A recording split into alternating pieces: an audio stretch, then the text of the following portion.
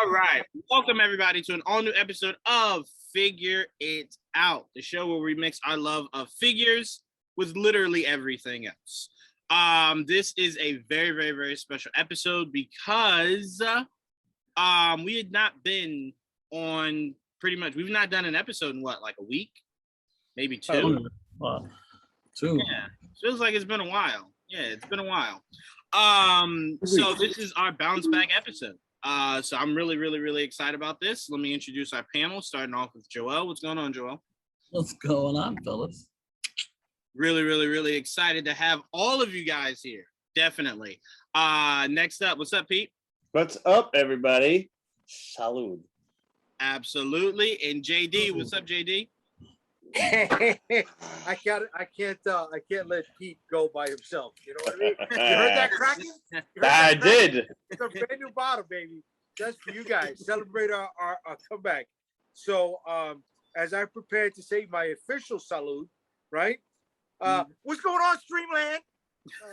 How's everything going, folks? I will say Pete and Jaydee are shaming me, Joel, and Joe. We're just sitting here like, no, we don't let this color fool you. Dang, so Joe just leaving me and Joel on the ledge here. Okay. And last but definitely not least, our special guest, Joe. What's going on, Joe? What's up, guys? How you doing? It's been a while. What's up, Joe? Absolutely. Joe looking like a mafia boss, just sitting there like. He does. Well, this is what I got to do now. It's not because it's National Dog Day. He just he's got to be by my side 24 hours a day. There's nothing wrong with that. Joe, you know what's funny? Joe does seem like the guy that says, "Don't let the Spider-Man shirt fool you." Like,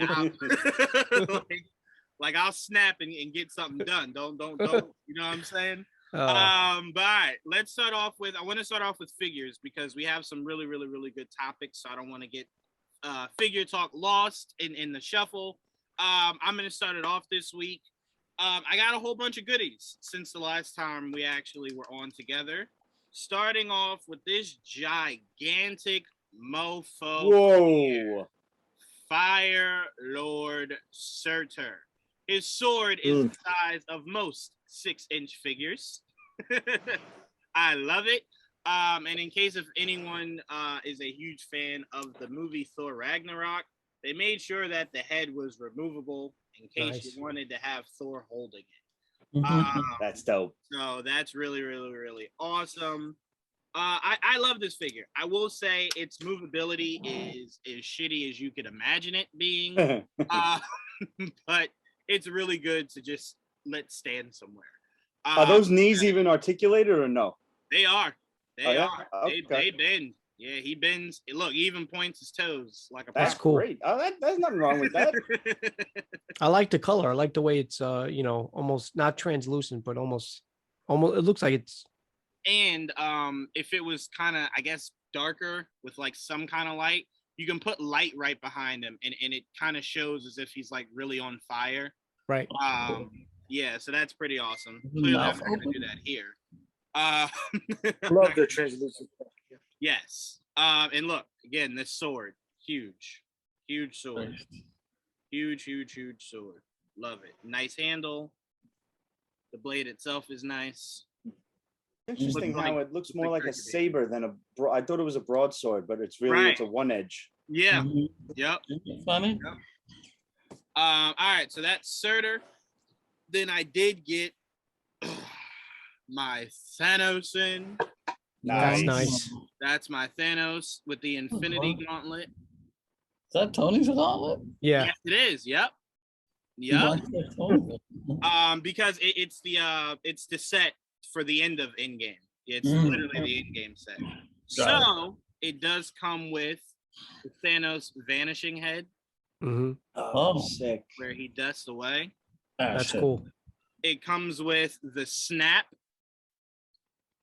where there's no gems in it because Tony has the gems. It comes with no helmet, where he's smiling, pretty creepy. Not a guy you want to just see randomly smiling. And then of course the Star-Lord what if head. That's essentially. Yeah. And then the armored head. What What company is this, Juwaan? This is all Hasbro. Okay. And then, of course, Tony. I like that. Yeah, I That's love that cool. too. Tony. Nice. That's pretty. And if you Good guys likeness. see, they did an amazing job on RDJ. Yeah. Amazing job. I will say it's weird how the head removes. But it's pretty good. And then this is it with the armored helmet on. And then shout out to them for great detail. This is Stark right before he dies. Does he have a gauntlet with the gems and things in it? Yep. I don't know why I did not already have that ready for you, but yes, he does. Digging it out now. All right. God damn it, Stark. Let go of your hand. Okay, there we go. And yes, there we go. That's cool. There we go. So you can even do they have it where the posability is good enough to where you could even do the. Yeah. That was going to be my next question. So you could basically set up that last scene from Endgame with the snap, like, what the fuck? That's awesome. Yep. So that's pretty cool. That's it for that. I also did get. Let me see. I also got. Shout out to what's the director of Knives Out? Why am I blanking? Rian Johnson. Rian Johnson. Shout out to Rian Johnson's Jesus Luke Skywalker. I like it. That's bright. That is, yes, it is angelic for sure. I got Rey. That's with the jacket off. Wow. That's the Last Jedi Rey. Had to get Princess Leia, but from, again, the Rian Johnsons, The Last Jedi.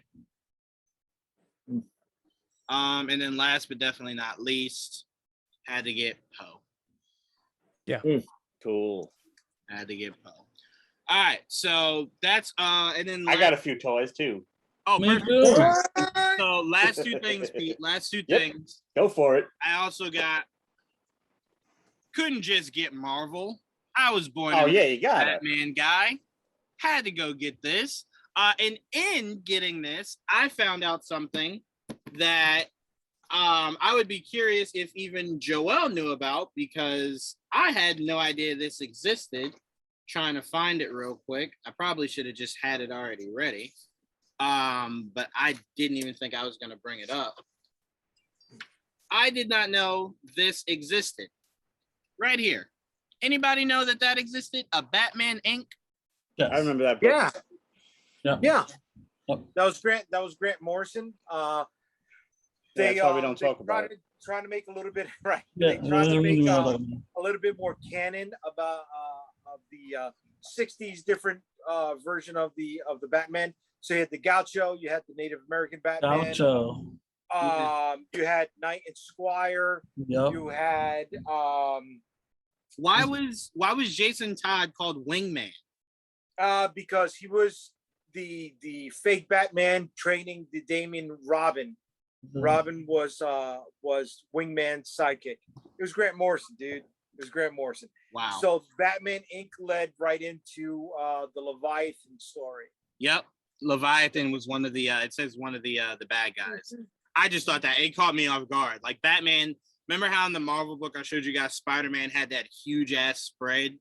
Batman has like 3 pages, and I was just like, yeah, you guys get it. You guys understand. You get it. One of the weirdest characters that came out of Batman Inc. was, I don't know why they didn't just do an Azrael version, but it was a Batman who had the knight tunic, but it was just pretty much a silver. It wasn't even a cross or a sword. It was just a straight up and down plus sign. He had like a shining a diamond mask over a white full mask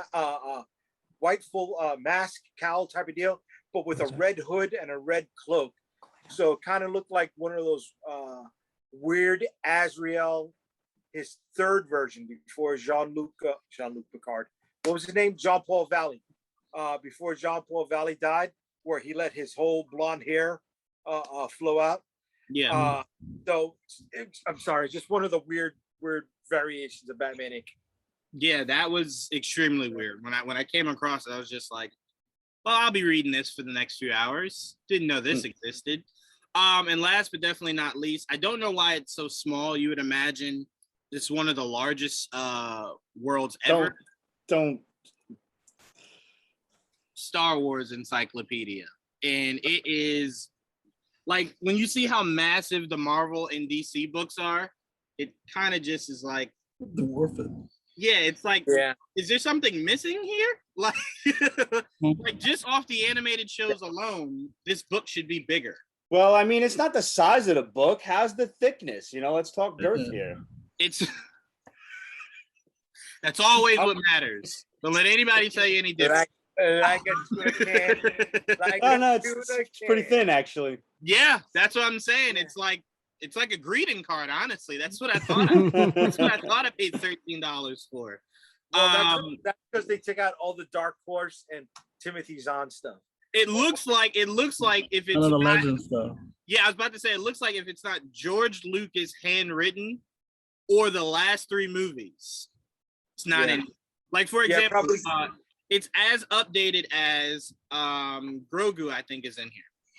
Oh, okay. That's so it has that shitty Clone Wars Bad Batch animation stuff, doesn't it? All right. So anyway, Pete, you said you had something. We'll just skip right over that. Actually, no, this one does not have Grogu in it. I apologize. I lied. It does not have Grogu in it. No. Yeah, it looks like it stops at The Last Jedi. It has the Darth Maul brothers. I think that's different Power Ranger colors. Look, you are not going to come after the greatest cartoons ever. You're just stop it. You're just Darth Maul in yellow and green and blue and in purple. Come on. You're not coming after Clone Wars or anything that added validity to the world of Star Wars. You're just not. You're just not. And here's the funny thing. They have him in here. And it took me 4 hours to remember where the fuck he was in Star Wars. Yeah, Force Awakens. Yes. No. The Last Jedi. He was in The Last Jedi. He was the Red Army gang. Where they you're right. It was the Force Awakens. When Han Solo had the weird pirate ship where he had that the Raptors. It was when J.J. Abrams had promised when he casted them and then casted Phasma that they would have actual, roles in the next movie, only for what's his name to just say fuck everything JJ said in that first movie. I'm not using none of that. Phasma's just as irrelevant. I don't even have that Red Army gang in my movie. He just threw everything away JJ said. Listen, JJ did no better, because when he came back, he brought Felicity in. He brought the chunky guy from Lost. I'm going to be 100% honest with you. There was not much JJ Abrams could have done to fix where he went in The Last Jedi. That was such a different course. JJ was kind of just like, well, I can't correct the course, so I'll just fan service. If Chewie is metal, I have people hear all the Jedi from the cartoons and whatnot. He literally was just like, fuck it. I don't know what else to do. Right, he brought the dagger from Palpatine. Palpatine. Palpatine. I still to this day don't believe Palpatine was the plan when he first wrote Force Awakens. There was no way he was the plan. There was no way. There was also no way Rey was Palpatine's granddaughter. Everyone knows it was going to either be Luke's daughter or Obi-Wan Kenobi's daughter. They didn't know way Clydesdales are running. They didn't know up until filming The Rise of Skywalker what Rey was going to be. Right. Yeah, that's what she said. That she came out and said she never knew. No, they were messing around with so many ideas. They had it wasn't planned. I'm telling you right now. Yeah, I'm telling you right now. Kathleen Kennedy definitely sat in the room with J.J. Abrams and said, "Look, I am sorry. I did not know what he was gonna do in that last movie. He took when I said do what you want a little too seriously. I apologize. Just fix this shit." JJ should have returned. He's the one that didn't want to come back for a second one. If he would have returned maybe we wouldn't have. I mean, you can't blame him fully for them not having the creative control that they were supposed to and have a plan and have everything cohesive. It also didn't help that the episode 9 director, Colin Trevorrow, was let go as well. Yeah. You know, so they didn't. Especially when he had the far superior script out of the three of them. Yeah. His script was a billion times better than either one of Rian Johnson or JJ. But anyway, that's definitely a conversation for a different day. Pete, what you got, Pete? So big shout out to my buddy Jay from Boston, who hooked me up with a few of the Masters of the Universe Revelations figures. Evelyn. Yeah. She comes with the other head with just a long flowing white hair. Nice. We got Alan Oppenheimer's Moss Man. Try to get that out of the light there. Nice. Does he smell like moss though? I haven't opened him up yet. I do plan to when I get He-Man, so I can finally do just a one big all opening party. That's Skeletor. Yeah. Oh, that's Skelegod. There we go. No, Skelegod's over here. This is just a regular Skeletor. So the only one I'm missing currently is He-Man. So I'm gonna have him. He's in my pile of loot in Big Bad Toy Store. And speaking of Big Bad Toy Store, Juwaan, I don't know if you managed to order it up, but the Snake Eyes with Timber. So bad. It's so friggin' cool. I can't wait to open this bad boy up, as well as I got a few things here. The Amazon exclusive Roadblock arrived. I love that Roadblock. Big ass Gatling gun, machine gun. And finally, I took a quick ride down to the new St. Mark's Comics in Industry City in Brooklyn. So I snagged a few things, but a couple of highlights. I got these little mini G.I. Joe metal figures that came out. They were running around Target if you were lucky enough to happen to find one. Where is there St. Mark's Comics in Industry City? That's not too far from where I am. Yo, it's like is it by where the Petco is? It's like around 54th Street or something like that. Is that where the Costco the building is? with Captain America? No, it's not. It's not the building with Captain, but it's around there. Do you know where the Costco is over there? Not offhand. But it's. I think it's nearby though. The Costco is right under the BQE. Yeah, but that's where Industry City is. That's right over there. Imagine if there was just a way to find out. Right, Pete? Is it about that shitty guacamole toast place? Okay, it's 51 35th Street. It's right off of the exit of the 39th Street exit. Okay. So I got that one, and I had to treat myself to the Creep from Creep Show. I got this really nifty little 3 3/4 inch figure. And last but not least, from Amazon, I got myself Michelangelo eating a slice of pizza. Because, yes, I mean, okay, you got it. Good. Gotta do it. When I sent it to you, I was curious when you were gonna tell us if you got it or not. Oh yeah, he arrived maybe late last week or so, and I just placed an order. Some third-party developers came out with some really dope-looking Transformers that look like Ferraris, and cool. Another one looked like a Porsche. And Joe, I know you'll remember the old like '80s Fieros that people used to kit out to look like Lamborghinis. They're like the poor man's Lambo.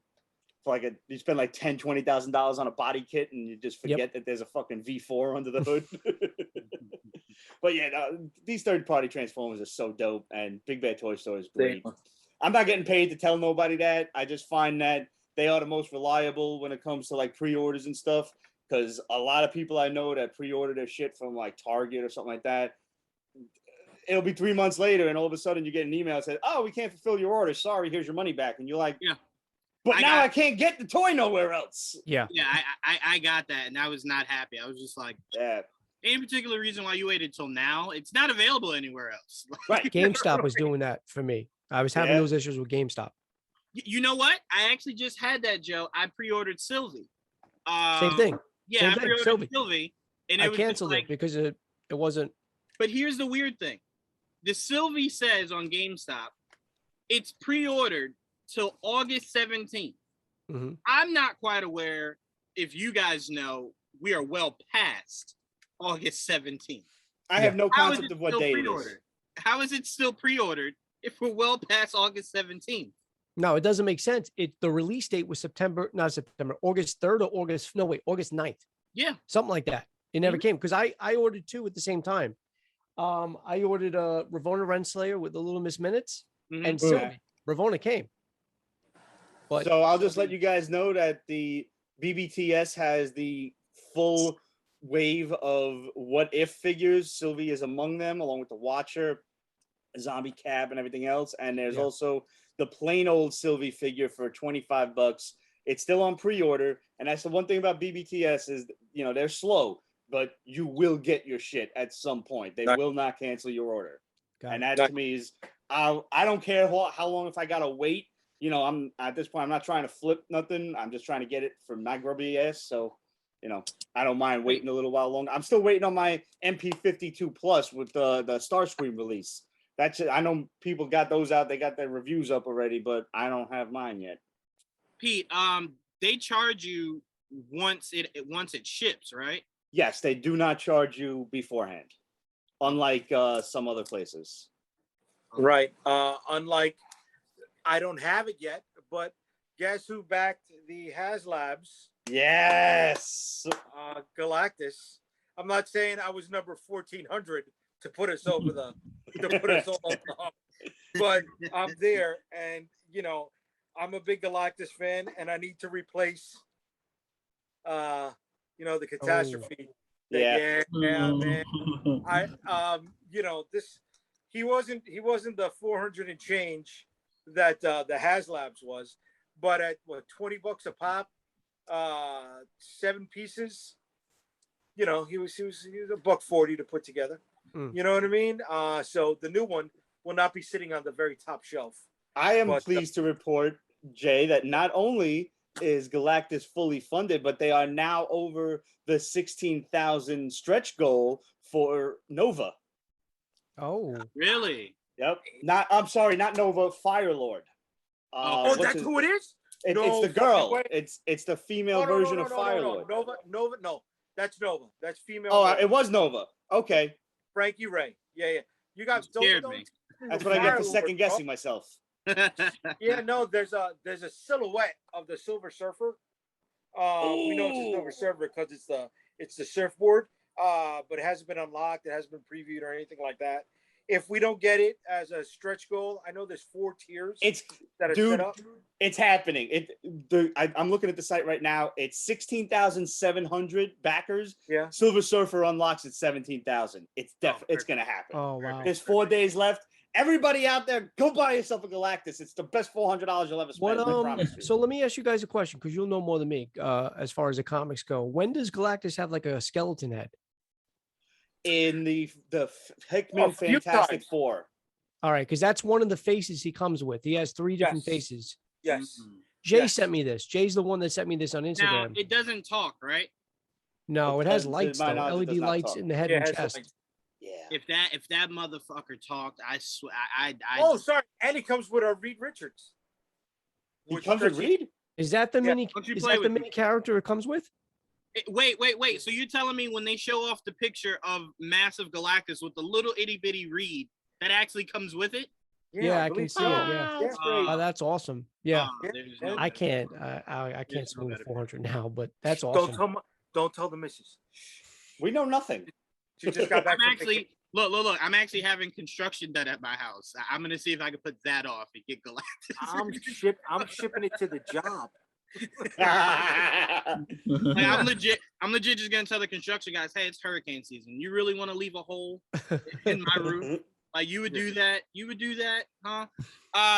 But no, this Galactus is awesome. I cannot wait to get it.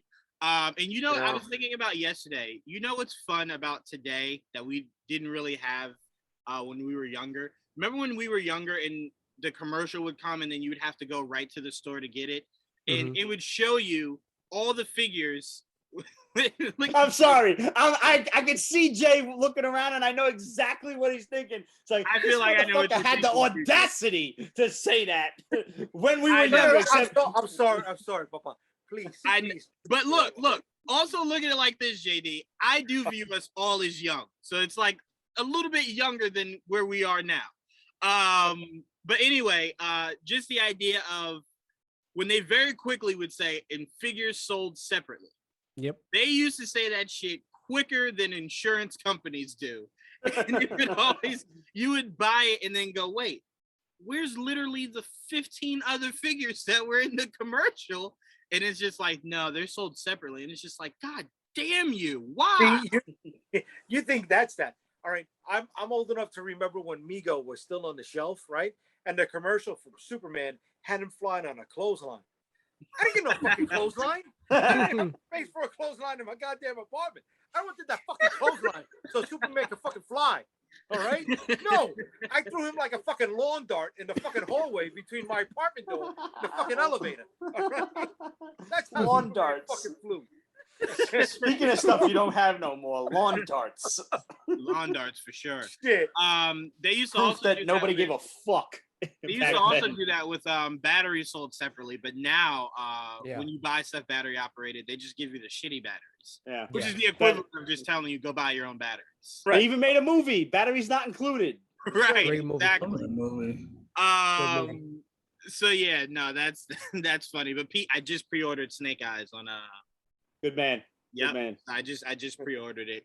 I pre-ordered it and then I paid $11 to make sure that as soon as it hits that warehouse, it's to me within 3 to 4 days. Good man. I'm not waiting. I'm not waiting. I don't think I'm pre-ordering anything now for a while. You know what it is, Jaydee? It's like anytime you think about spending money on something, you're just gonna look over to Galactus and go, I can't. That's it right there. That's it. All my nice prices right there. I want that. I love that. Yeah, man. What's the scale? Did you see the motherfuckers assembling the prototype? Yes, I was just about to say that. When they put it together, it's like, God damn, there's so many steps. Like a million steps. Yo, the table dropped just below these guys' crotches, and they built him from the table to the top of their fucking head. Wow. I mean, solid 3 feet plus, bro. Yeah, it's 30. It's 32 inches tall. I'm telling you right now, this Galactus is so big. It's not even. You wouldn't even classify it as a statue. It's literally a roommate. That's how big Galactus is. That's why you're paying $400. That's room utilities. He's not gonna be paying shit. Right, exactly. But see, the thing is, I don't do it with the Marvel Legends guys. You know I'm a 1/18 scale. Mm-hmm. So that guy next to all of my 1/18 Marvel, woo, daddy. It's gonna be perfect. He legit could just eat them. Like he could legit just eat them. Just pop them in like a Tic Tac. That's how massive. Like, I saw one of the action figure photogs on Instagram take the sorter that you had with the Beta Ray Bill from the Marvel Infinite series, right? And it just looked perfect. The Beta Ray Bill fit in Surtur's hand, and you see what they trying to clobber him back. I'm like, yeah. I will say, Jaydee, the one time where I actually missed 3.75 was when I did get Surtur, and I put him up next to Odin. Yeah, look at that. And it wasn't as small. Odin wasn't as small as I wanted him to be going up against Surtur. You know what I'm saying? It was kind of just like, kind of wish you were smaller. Kind of wish you were smaller. Yeah. Did you see the Hasbro Pulse releases today or previews today? No, I missed it. I'm gonna have to watch it later. Dude, they had the Excalibur 3-pack with Captain Britain, alternate head with Captain Britain's beard, Megan from Excalibur, and the blue costume Shadowcat from Excalibur. Oh, cool. Does she come with Lockheed? I don't know if Lockheed was in it, but they used they used Jim Lee box art. Remember the Jim Lee X-Men cards? Yeah. So you flip it to the back, and the bios are straight from the cards. They just put the front and the back of the card, and they kept the color scheme going around the rest of the box. That's pretty dope. Dude, that's the best Shadowcat costume. Every other time we got that shitty bullshit, wannabe X-Men, graduation costume where it's just the yellow and the blue. It just looked fucking tacky. Boring. That's all. Yeah, super fucking boring, dude. I mean, give me that fucking blue costume for Shadowcat, bro. It's a 3-pack. It's That's what they called her, Sprite, right? Which one? I think she might have been Sprite then. Yes. No. She was Sprite when right after Dark Phoenix Saga. and that's when she okay. had the green costume. Okay. Yeah. Interesting. No, so I'm gonna make sure I check that out. I love. Oh, and I think they dropped Moreland. Really? Really? Yes. You know what? Hasbro has it, and Amazon says it doesn't come out till December. I didn't even check anywhere else. I think we talked about this before. The Wolverine set, where it's Wolverine with his shirt off, and Omega Red, and then it's like this high class mutant society, that comes with it. Oh, the Hellfire Club. Yes, the Hellfire Club. Yeah. No. I only say high class, Joel, because like they had the ruffles on. I know. That's the, Yeah. Sebastian Shaw is the Stuff like man. that. I just thought that was a clever way of describing him. Yeah, that's it. It's $115. And I don't think that's just Amazon overpricing it. I think that's literally how much that pack cost. Did it? And it came with a Hellfire Guard too, I believe. Yes. Yes. No? Yeah. Yep. So You can't I steal was. that fucker. You know what's funny? I literally never really think about it ever, but seeing that pack really does make me go, how is it Hugh Jackman's been Wolverine for over 20 years and no one's ever thought of Omega Red? Literally no one's ever thought of Omega Red. They did. Who? He was in the second Deadpool movie. Yeah, but that was already past Wolverine, though. Right, yeah. No, I mean actually facing Wolverine, like actually seeing him in the full get facing. Because Omega Red was never well thought out character. Omega Red was in this Deadpool too? When? He was it cut. was him. Right. He was cut. No, he was in there. He was in one of the pass by scenes. He was the long blonde haired guy, or at least it seemed like he was blonde. But he had a bigger scene. Yeah, yes, he did have a bigger scene. Yes. Mm-hmm. But yeah, to me, it's one of those characters. Again, I'm not saying I need Omega Red as the main villain of a Wolverine movie. I wouldn't be mad at it. Oh, I would love it. Yeah, I wouldn't be mad at it. But if you're telling me he's one, you know how like when movies start, the hero faces a villain for like 10 minutes and then they beat them just to see him. I'd love him as part of the Winter Guard, and then he turns on them. Like that'd be cool too. That would be cool. And look, here's the thing. I don't think you cast the Red Guardian the way that you do if your plan isn't for him to be more going forward, whether it's his own series or whatever the case may be. So, yeah. And again, look, we don't know that, in some way or another, Omega Red doesn't already exist amongst that Red Guardian world. So to see a throwback movie of them in their heyday would be freaking awesome. Yes, it would be awesome. Yes. Hell, I would like to see Rush's Best versus Weapon X. I would love to see that. That would be a team up movie for the ages. That would be awesome. All right, Joe. Before we head into our main topics, you got a book of your own. I did. Yeah, I ordered this on Amazon yesterday. Right? Oh, yeah. It's big. It's heavy. I almost couldn't grab it with one hand. Party, it's wood? Welcome to the party. Marvel Encyclopedia. It's a pizza box. Beautiful. That's what it feels like. That's a book. That's a kill somebody with this. Right there. And you know what, Joe? I love that you bought it. I keep telling people, especially if the people that are like, I never read the comics. Excuse me, whatever the case may be. I'm like, instead of asking, and if you don't want to go back and reread or you don't want to Google, it's not that expensive. This book, ordering it on Amazon, go buy the book. $25. Yeah. Yeah. No, go buy I thought I owned it. I actually remember. What show was it? I thought I had it. I have the Spider-Man encyclopedia. Yep. I thought I had the old one, but this is the new one anyway. So yeah, just got to update every couple of years. That's all. Yeah. Right. And I tell people the reason why this is so good is it tells you the powers when the character first debuted. Literally everything. So like you don't have to keep asking people or trying to Google. Just open the book, boom, right there. And it's probably about as much as I do if you do it that way. Yep. So it's just a really good thing to have. And like I said, getting the DC one was a gift. I'm finding out shit in there of characters I never knew existed. There's a Catman. Never. Yeah, I knew about Catman. Secret Six. Never knew about Catman. I think I have a comic book with Catman in there. I was like, You know what's crazy? It's Well, cool. I now don't want to see anything else DC till I get a Catman. I now want Catman. I want to see Catman now. We look, and Joel, you make that face, but when the Harley Quinn animated series did Kite Man and it worked, it's kind of like, well, now we know you could do really ridiculous characters. And I would like Catman like that when they said they were going to do a Secret Six show. That's who I wanted to see in it. was Catman.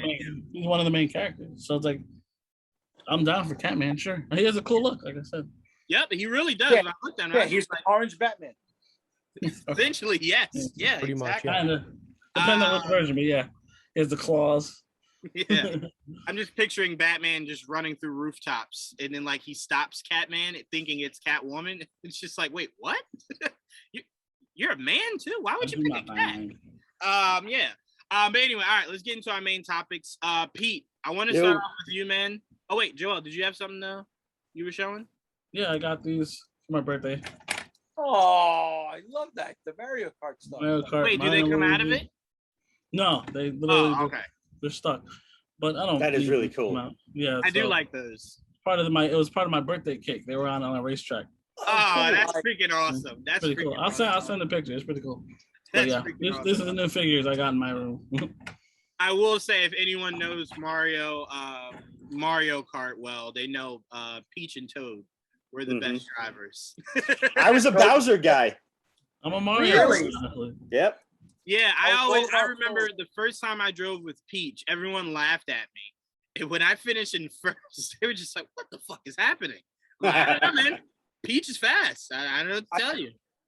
I think the Wii Mario Kart is the best, with 64 a very close second. Wow. 64 is That's for me. good. That was the one, because that was the one we would always like get together and Yes. play. But the Wii had motorcycles. True.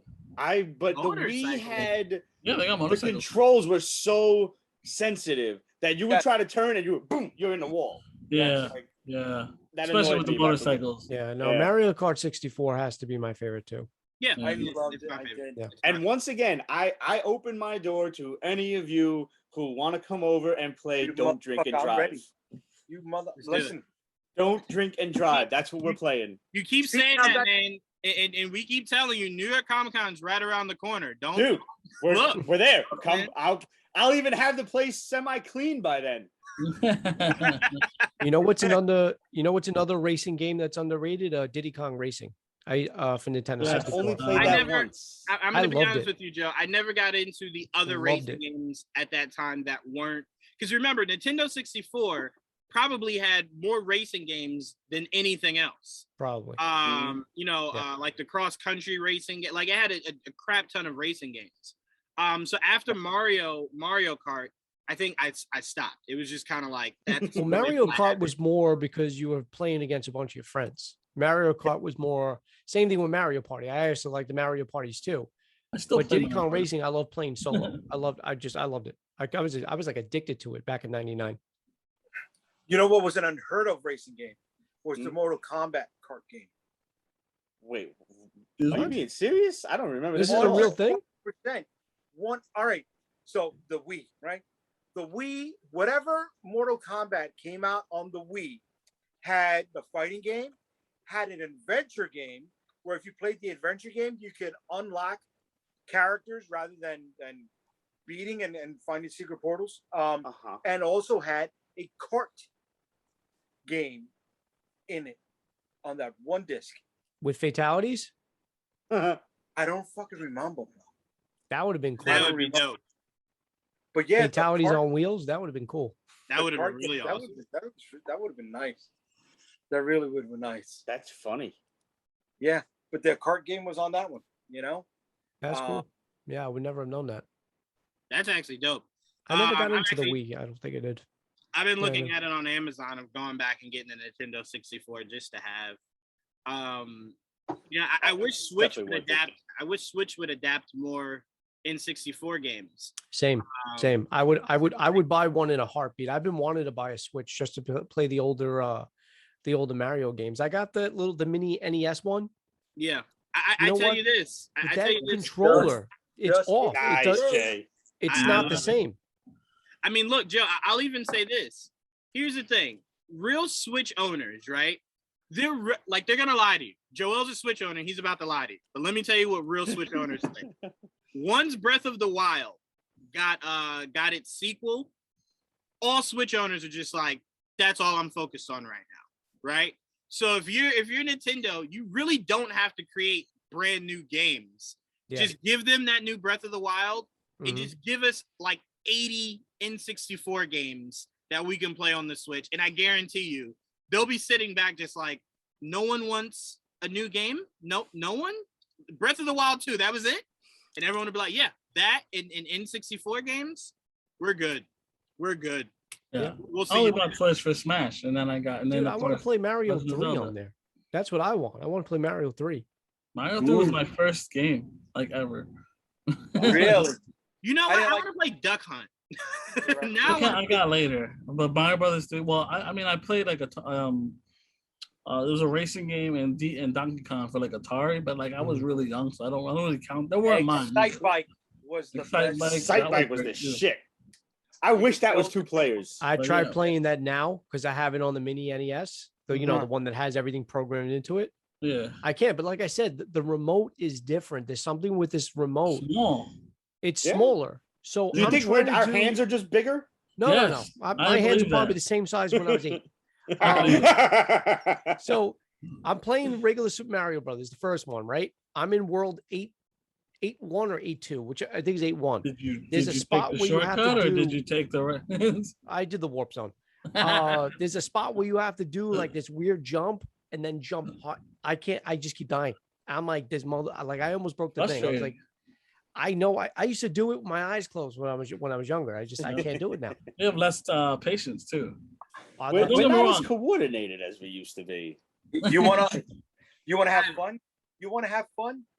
Put in the first Ninja Turtles game for the NES. That shit's hard. No, it's still hard. It's hard. That shit was hard. Watch your nephew try to play it. It's hard. Yo, I'm in a few like old school Nintendo groups and things like that, and there have been mad posts where people are like, they left, this game or that game, Ninja Gaiden, Echo the Dolphin, a couple of them. They leave it for their kid, and with a note like, if you make it to level 5 or if you beat this game, I'll buy you a PlayStation 5 or something like that. They just can't do it. And they'll actually like videotape those pricks. I'll do that to Juwaan. Was Echo for Sega CD or there was just Genesis? Don't you do that, Joel. I'll beat the hell out of that game. Don't was there one for Sega CD too? There might have been one for the CD. I'm not sure. Okay. I never actually played Echo. Me neither, but I remember there being one on Sega CD too. Echo was on Sega CD. Yes, Echo was Sega CD. I remember that. It was? Like Sega Genesis.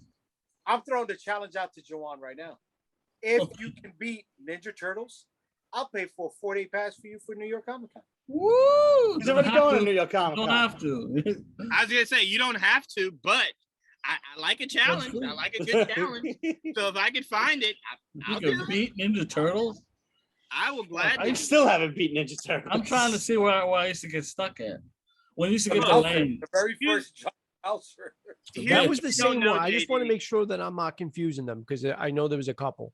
Was that the one that you had to go disarm the bombs underwater? That's the one. Yes. Okay. And underwater and they're swimming and it's all like. And you run out of air. You got to do it in a certain time. Yeah. Yeah. That's I remember that one. Here's what you don't know, Jaydee. If there's anybody stupid enough to luck in to doing something like that game, it would be me. It would 100% be me.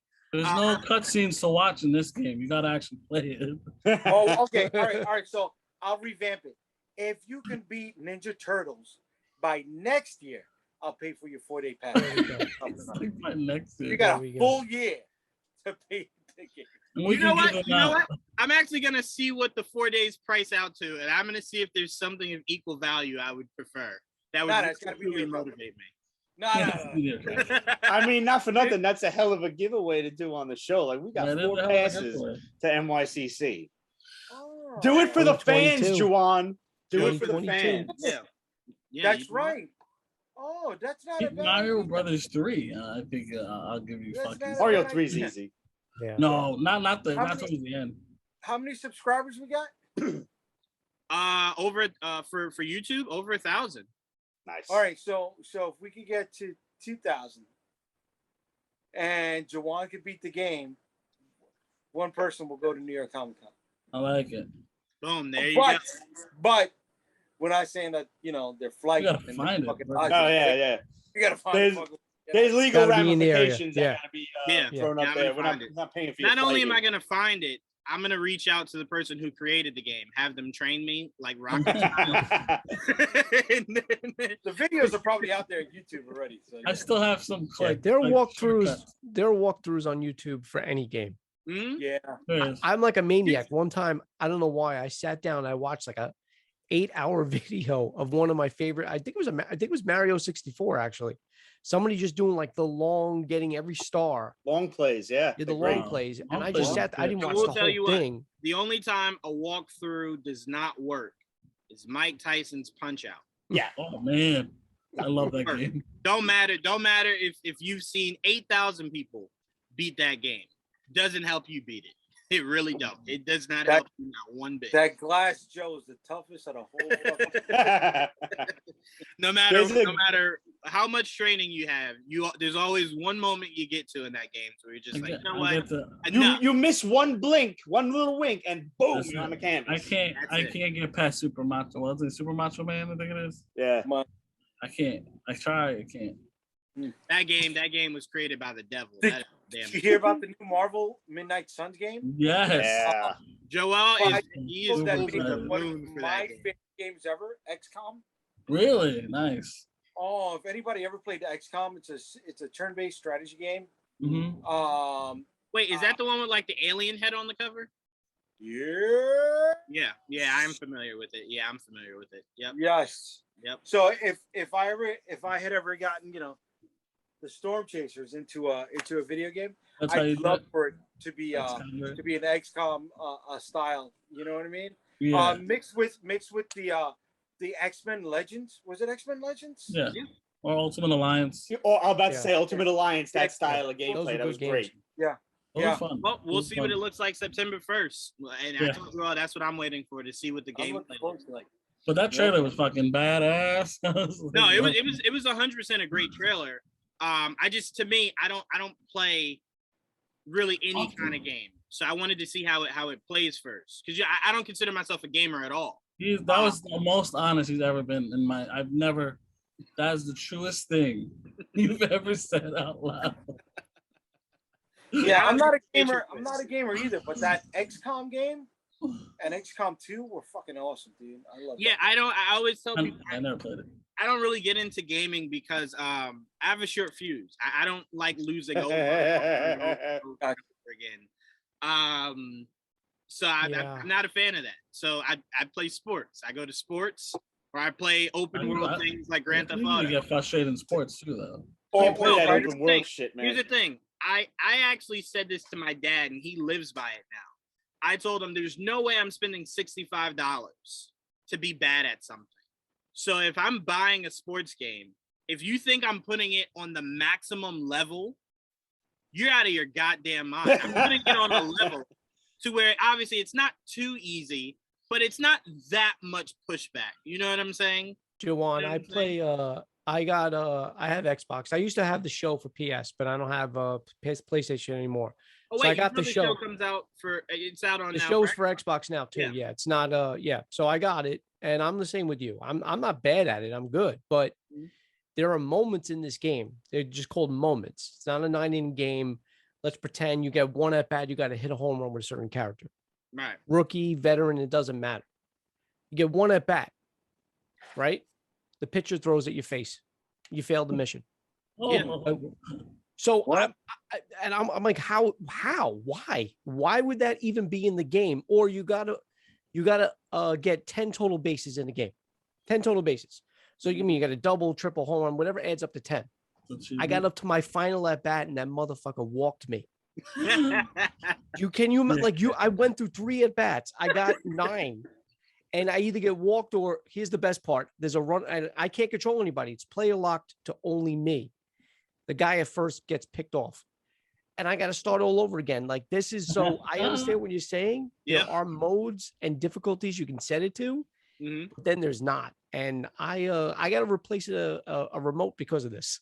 Yeah. Look, I tell people all the time, when it comes to sports, there are 3 massively difficult sports games, no matter what level you put it on.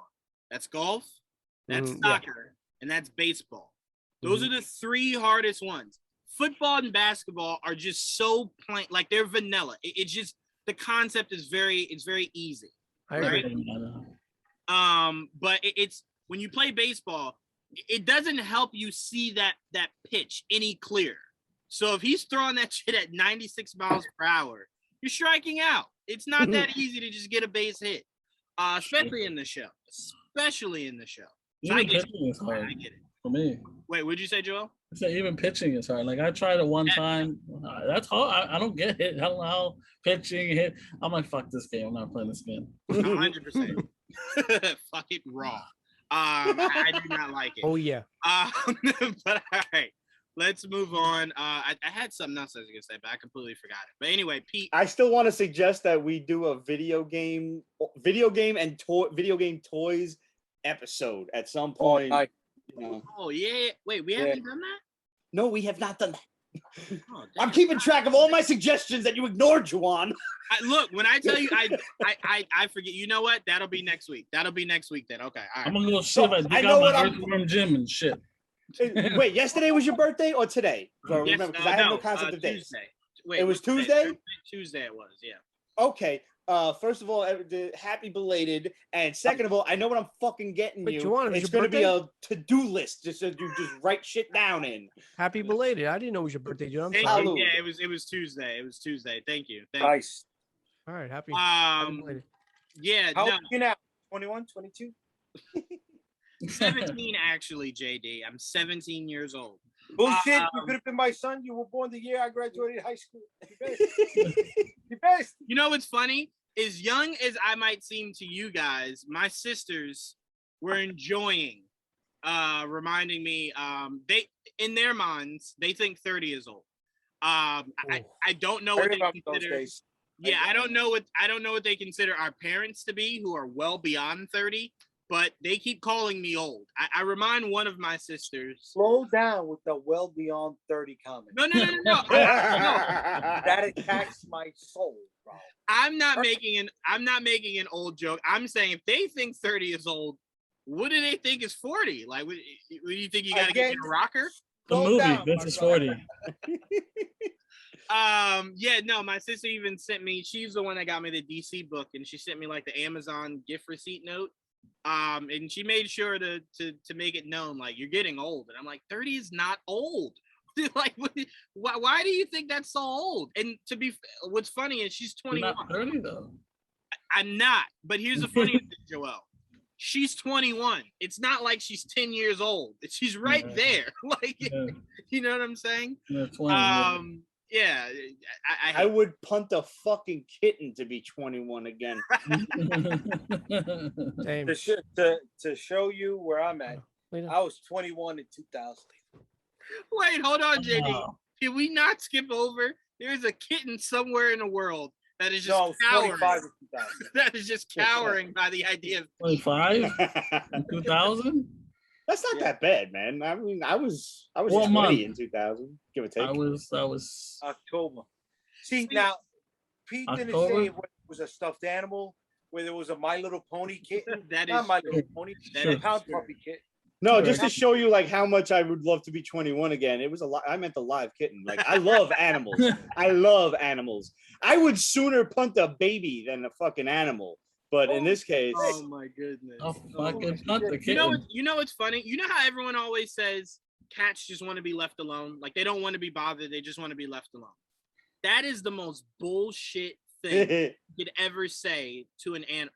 They are pure demons. Dogs just want to be left alone, right? Like a dog doesn't just out of nowhere come and clearly not. That's not. Yeah. No, hold on. I'm out. This is what I mean. This is what I mean. Dogs don't just out of nowhere trip you, bite you, just random. No. Cats will sit there, watch you minding your business, and just go up and slap the shit out of you. And then no. it's like, Cats are the true bitches. That's true. Yes, exactly. Right. So I'm like, that's So the difference. obviously, people who like animals and like your show, we don't want to offend them. So Pete, to prove my love to you as a brother, to turn you 21, I will go to the other side of the country and I'll punt my ex-wife. How's that sound? That's There we fine. go. That way the animal people The other don't side of the get sad. country. Deal. No kittens are Okay. harmed. We're good. Oh No, my no God. I'm gonna have kittens to or, put a or disclaimer. women harmed during the making of Everybody's this happy. podcast. Everybody's happy. Everybody's happy. There we go. All right, let's get into our topics. Pete, I'm gonna start off with you, man. Me and Joel talked this at nauseum. So I'm gonna go to you three guys. I'm gonna start off with you, Pete. That Spider-Man No Way Home trailer dropped, and it broke all kinds of numbers, records. The ticket sales when that movie puts tickets on sale, through the roof. Sony is just gonna go, you know what, Marvel, let's make another deal. Like, how many more deals can we make? They're gonna go, can we put Morbius in here? Can we put, what else can we do? But Pete, what were your thoughts on this first official trailer for No Way Home? I was completely elated. You know, it's funny. I've seen a few memes that really describe how I was thinking. And the first one, if you've ever seen with like the one kid that's drowning and the other one, like the father's like helping him into the pool. And it was like Spider-Man No Way Home trailer, Shang-Chi and the Eternals just on the bottom of the pool. This is like, because there have been a few people who have been like, yo, I don't even care about Marvel Phase 4. Like, the TV shows are cool, but they don't do anything for me. They're not pulling me in. I don't really care about the Black Widow movie. I don't care about the Eternals, Shang-Chi. This trailer nullified everybody's collective thinking that was thinking like that.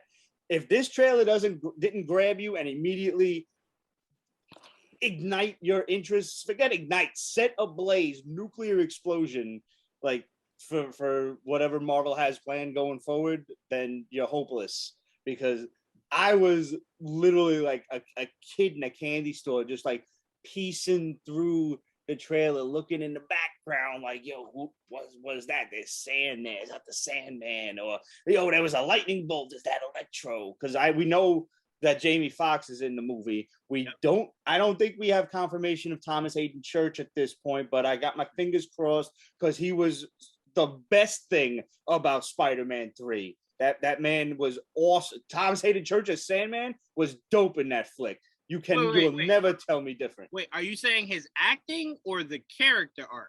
I just thought the character looked fantastic. Like, he played it well. He looked fantastic. He acted fantastic. He was used to I think he acted very well for the best. Right. You know, he did the best he could with the rest of that movie. I think a lot of them did, unfortunately. But yes.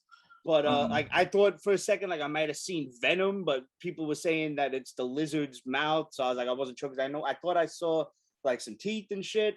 But when the pumpkin bomb rolled and then you hear the goblin laugh, I'm still trying to figure out, and maybe one of you guys can tell me who that was that said, be careful Dr. what Strange. you wish for. Was That's that Dr. Strange? That Okay. sounded like Dr. Strange. I wasn't sure because I ain't got good hearing at all. So I'm like, yo, is that James Franco? Like, what's going on? No, here? I think that goes hand in hand to where because Peter has no concept of magic. So I think that was Strange telling him, in order to do this, there has to be something that goes to the side of magic, which is usually all or nothing.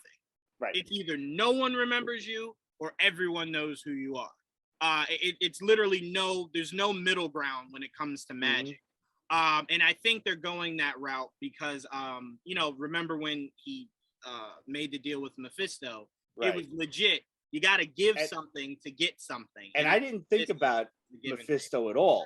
Like, when I first watched the trailer, I took it for what it was. Mm-hmm. And, when I saw Alfred Molina and he was like, hello, Peter, I was like, oh, God. Like, there was the meme with fucking Joe Rogan and all of them like, oh, like losing their minds. That's exactly how I felt when Alfred Molina said that line. I'm like, that was the best part of the whole shit for me. And then when I start seeing the memes pop up of comparing like Doctor Strange in the Winter Parka by the fireplace and Mephisto from One More Day holding the glass by the fireplace, I was like, okay, that makes sense. Doc was acting pun intended, a bit strange. Yeah. And you know, the thing that I really liked was my first instinct was like, even when I was watching it the first, I was like, what's the snow? You know? And if you know Dante's Inferno, the 9th level of hell is not fire and brimstone and everything. It's a lake of ice. And the idea that could be like over.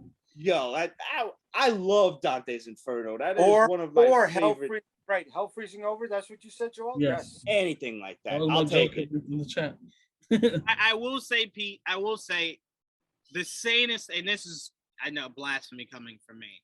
The sanest thing to do when it comes to this movie would be to accept what has been confirmed, and then just be pleasantly surprised to all the things that it gives you that they will not confirm, that they will confirm in the I've actually been trying really hard to do that because you kind of talked me down from, you know, the level of insanity, because I was like sending you mad shit and I was like, what about this? What about this? And you're like, I'm just gonna relax. And I'm trying to do that too. Juwaan was your voice of reason? He was, man. I can show you the text thread. Like, he really was. And so I've scheduled some electroshock therapy to kind of bring myself back down. You know what it is, Pete? You know what it is, Jaydee? You know what it is? Pete was talking to the multiverse Juwaan. So clearly it wasn't understood. So I had a variant. Was that it? I was talking to a variant? You had the variant Juwaan. No, but to be honest with you, Jaydee, before you finish, Pete, I'm done, man. I loved it. I loved every moment of it, and I can't wait to see what happens with this. My first thought, and the only reason I was able to be a voice of reason, Jaydee, was as I'm watching it, I'm like, well, this again is a storyline that heavily has Mephisto that will probably not have Mephisto. So I'm like, I just went through that. There's no way I'm allowing myself for the next 3 or 4 months to go through that reckoning again. So I'm like, in my mind, if he pops up, great. If he does not, if Mephisto is not in this movie and is not in Doctor Strange 2, I have absolutely no interest in seeing the character going forward. None. Because then that means you'll be bringing him up in a storyline that probably is not an actual storyline of Mephisto. It's you working him into. Pete, tell him he really doesn't know Silver Surfer. Then. Well, I was actually gonna go a different storyline in that, but Juwaan does have a point, believe it or not, that if they don't introduce Mephisto now and give him the gravitas that a character like that deserves, then going forward, you effectively nullify the other awesome ass Mephisto storylines, not only the ones with the Silver Surfer. And I don't know, I have Silver Surfer issue 3 somewhere. I know it. I have it in pretty damn good condition. I didn't pull it out to sell or anything. I never read it, but I have read the Ron Lim Silver Surfer when they were introducing the Infinity Gauntlet, and I remember Mephisto playing a very big part in that. But when I think Mephisto, I always chime back to Triumph and Torment with Doctor Strange and Doctor Doom. It is singularly one of the greatest stories I have ever read, and I highly recommend anybody out there, go and get yourself a reprint. Find it on Comixology, wherever you got to get this story. Read it. It is self-contained. I believe it was Roger Stern who wrote that. I'm not totally certain, and I'm not gonna look it up right now. But who drew that, Pete? Who did draw that? I don't remember. Shit, that wasn't Ramita, right? Somebody. It's blocky. It's choppy. It's Mike Mignola. Mignola, that's right. I knew it had like a very strange style to it. That's right. And I will say, Jaydee, because you're absolutely right. But the way I always looked at it was, I only go by what my favorite story of Mephisto is. You're absolutely right. There's plenty of other stories. My bias, bitch.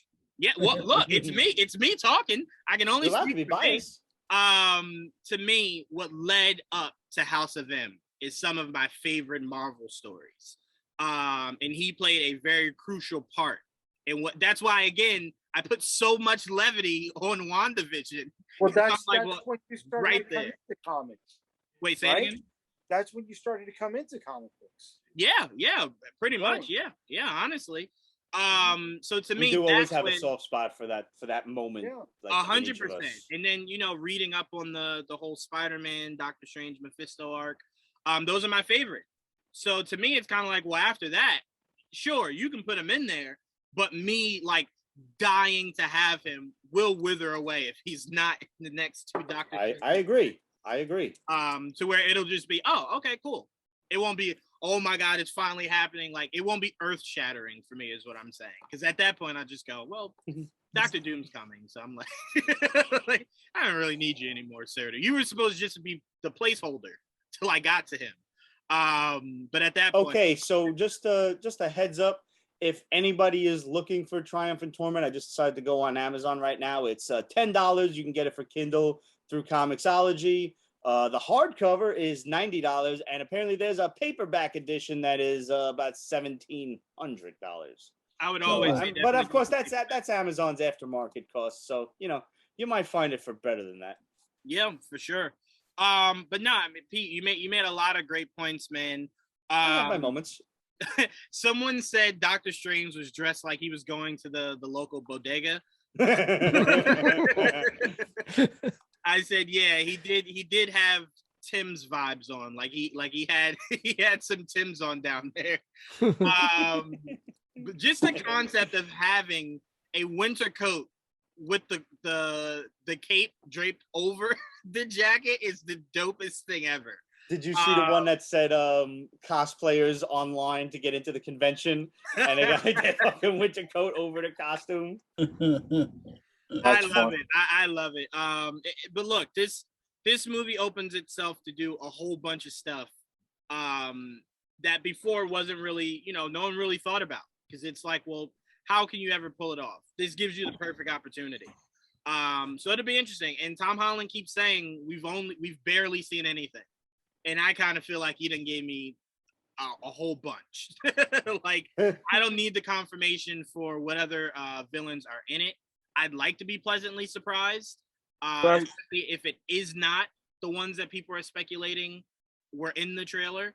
You know, so I don't mind just being pleasantly surprised for that. I think the one thing everyone's just waiting for that they won't get confirmation to until the movie comes out is whether or not the other two Spider-Men are in this movie. I hope they do that. I hope they wait. Yeah, I think if you're Sony, look at what you just did by not showing them. Yeah, there's no reason to do it. Like, there was, like, if no one watched this trailer or if everyone badmouthed it because they weren't in it, then I could see Sony going, shit, maybe just have their voices in the next one.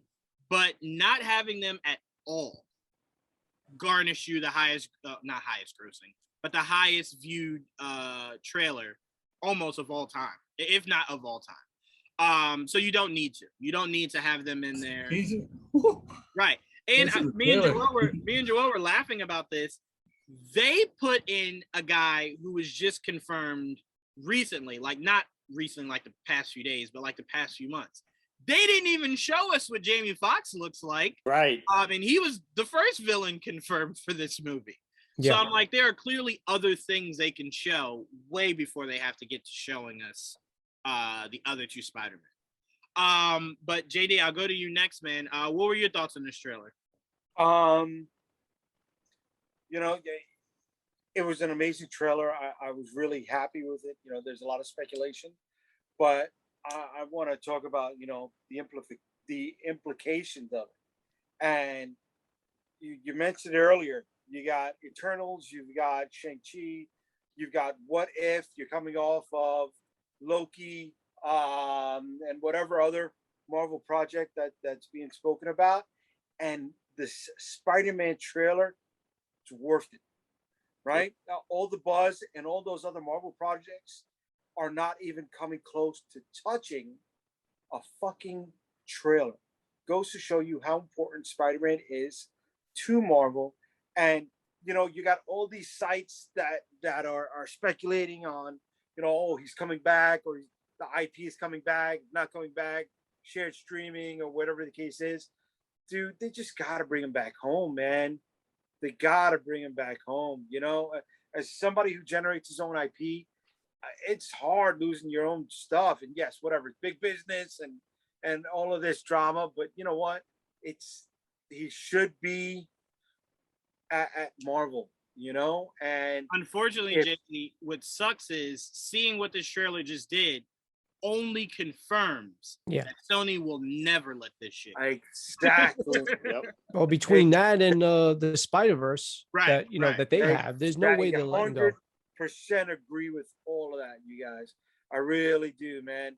We almost had it with those Sony email leaks years ago, but they decided to play nice. And they shouldn't have. They should have went right for the jugular. He's the only one out there that. You know what's funny, Jaydee? Sony actually learned from Fox, because Fox would still be in existence if it put its ego aside and found a way to work with Feige, where you could have brought in McAvoy, Fassbender, Hugh Jackman years ago into the MCU, and do exactly what Sony's doing. But because they thought, dude, we have two of the greatest IPs in comic book history in the X-Men and Fantastic Four. We don't need you. Feige said, okay, sure. And then the fans said, this is hot garbage. We're not doing this anymore. And then they said, they said, fuck you, pay me. Right. Sony, on the other hand, when Into the Spider-Verse came out, that was when they were just like, wait, we can do this shit on our own? And we don't have to stick to canon. Right, yeah. Spider-Verse was brand new storyline, man. Yeah, they were like, whoa. So that's, I'm looking more at the ramifications than anything else. I think Tom Holland is the best Peter Parker. The costume's there. I feel for the kid. I'm like everybody. It was that Daredevil, that dropped all that legal stuff. And, was it another sign because they put the horns on his face and, in the background, and that alluding to him being there? And then you had a picture a few weeks ago with the woman that played Daredevil's secretary. Yeah. She showed up, yeah. Dunn, and they're like, no, that's not me under the mask. Who the fuck you lied to, woman? Yeah, that was you. I'm psyched that it's coming out in December. Yep. Yeah. It'll be here before we know it. Yeah. Yeah, man. Yeah, we don't gotta wait, for a full year's promo marketing machine feeding us. So I'm looking forward to the flick, man. That's it. Entertain me. With Joel, was that hell freezing over? But I don't think it's Mephisto. I really don't, because when you're setting up everything with the whole multiverse, it makes a hell of a lot of sense that it's Doctor Strange. You set him up for so many different movies before. To bring in Mephisto and try to set up his whole backstory, it would take too much time from the overall narrative, to get you to understand what he's capable of doing. So I think it's 100% Doctor Strange. Well, also, what I think people need to keep in mind, but because I think a lot of people don't usually go back to watch the first Doctor Strange, they don't remember, he's an asshole. He's an overconfident asshole who had a god complex. So it does not shock me that when Wong says, hey, don't do it, he says, I can do, if anyone can do it, I think I can do it. So to me, when people are like, he was acting weird, I took it more so as he's reverting back to who he used to be rather than who he's become since he got his hands demolished in that car. Right. So to me, it didn't seem weird to me. It was just more so funny that we're getting asshole Strange back, rather than the look, I'm here to save everybody. I'm nice, love me. No, it's like, look, I'm the greatest to ever put this on. You know what I'm saying? Watch me make it work. And albeit in the trailer, it does show you that he was making the spell work till Peter messed it up. So don't talk.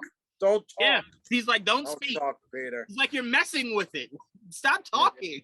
But no. So I mean, look, I loved a lot about it. A little interesting tidbit, Pete, is that it looks like I was telling Joel this. It looks like, I'm not saying this definitively, it looks like the cops that are interrogating Peter Remember the cleanup crew at the beginning of Homecoming? Okay. Look it up yesterday. Would you say, Joel? You couldn't look it up over since last night. What the name is? I think it's Feast. I think it's Feast or something like that. No. Feast is the video game. Yeah, but that's the Well, Hungry Feast Clinic. is in the movie too. We see Feast in the movie. Feast is in I see it in the trailer. But Oh yeah. Yeah. Yeah. You're talking about the cleanup crew. You're talking The about cleanup crew. No, the one that told crew was Vulture that he can't. Damage Vulture, you got to control. get out of here. Yeah. Damage control. Damage control. Yeah. Yes. So it looks as if with the vacancy of Shield, they've been upgraded to where now their job is to handle things on that scale. So that's it, which is interesting because apparently Stark is who created that. Mm-hmm. So it's We like, knew that. huh? I said we knew that.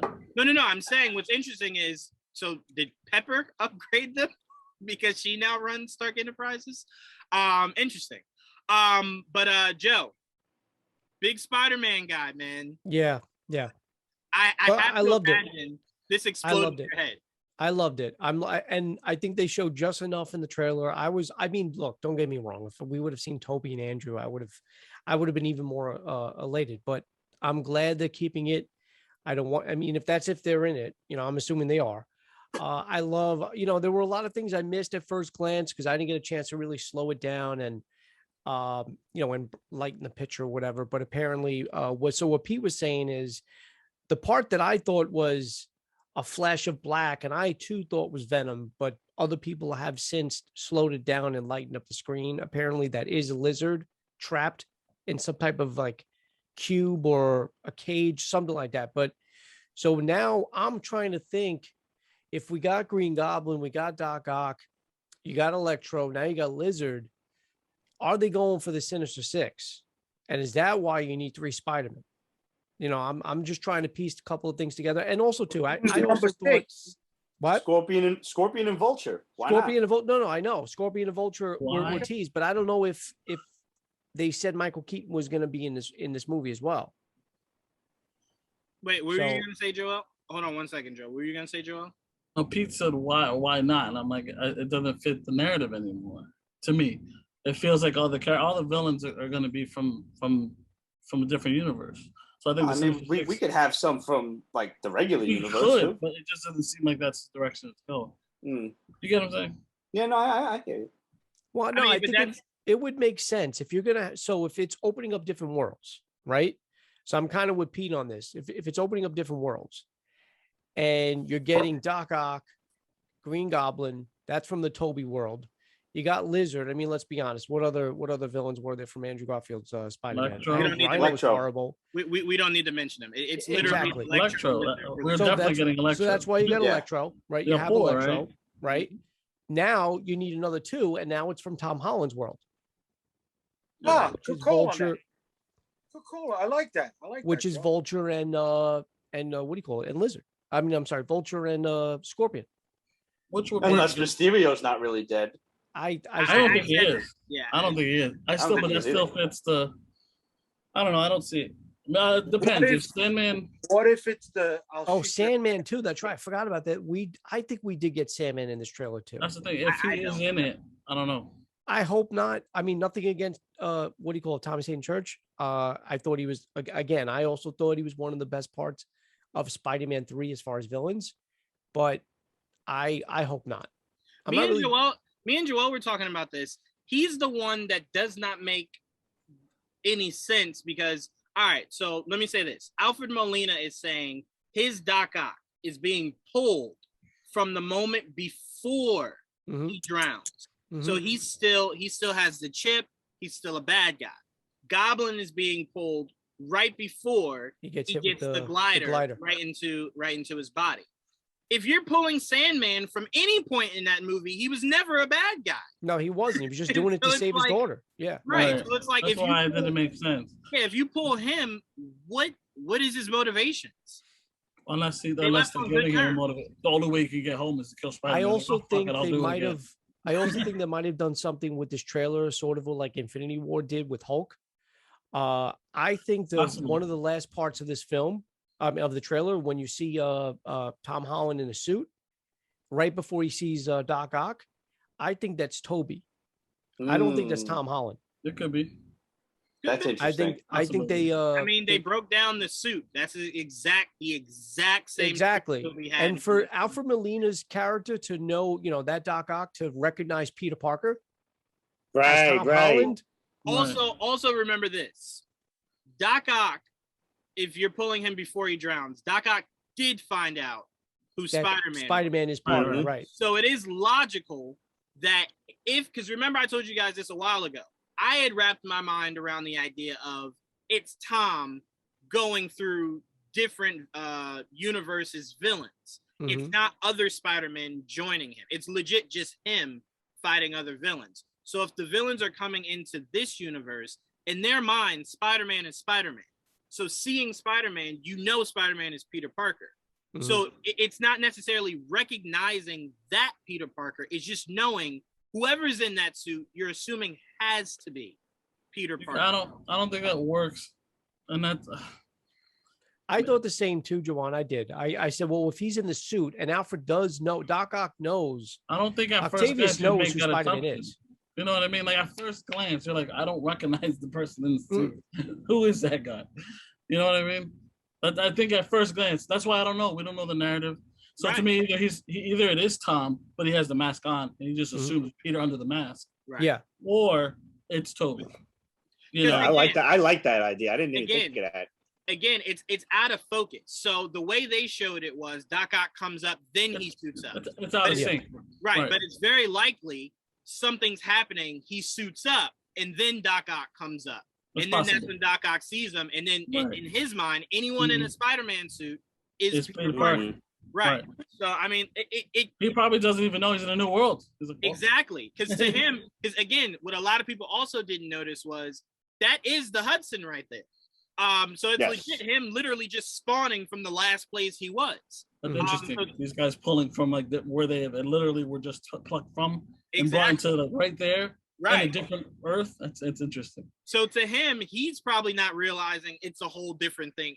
Like he might even make a joke of, you seem shorter than the last time that I saw you, because clearly right. And I did want to say this, Joel. Could it be a misdirect with every time we saw him in the Iron Spider suit? Could it just be they don't want to show you the new suit? He's not really in the Iron Spider suit at all? The Iron Spider suit threw me off. It didn't make sense for it to be in there. Like it. The new suit that he has, the yellow, I don't know if anyone's seen it. The black and gold? Yeah. Not the black and gold, the other one. The red and black, right? Or the red and gold. The full black one. The red and gold one. Okay. It looks like the Iron Spider suit, but it's instead of the blue, it's gold. Okay. Oh, okay. I see what you're saying. Okay. So maybe that's the one. Went into space with. Well, that's the Iron Spider. The one he has, there's a one that's in a lot of the promotion art and toys. There's two suits. There's the black and gold. Right. One. Yes, we discussed this on one of the last episodes. I think I had that one. I think I got the Funko Pop of him in the red and gold one. Okay. So I just want to throw out there, like the Iron Spider might make sense if there's these other two Spider-Men running around and like, hey, they need suits. So what do you got? That's true too. I just check my closet. To me, I was always of the mindset of so much bigger than him though, right? I want if all three of them are in this, right? I do want them to have their more fabric suits rather than like a tech suit. I agree. And it's really just Spider-Man minus all the Iron Man shit. Well, you'll probably get that. You know how these movies work. There's always the suit before the suit. It's like fucking MCU Jersey Shore, for fuck's sake. It's like they fight in their suits, and then those suits will get fucked up inevitably, and then they need some new high-tech shit because why? You also got to sell some toys. See, that's what my issue is. I don't want any high-tech when it comes to their suits. I like the practicality of like seeing Toby when he was stopping the train in the suit ripping and then him using that same suit to go fight Doc Ock. I like that. Same thing with Andrews fighting Lizard.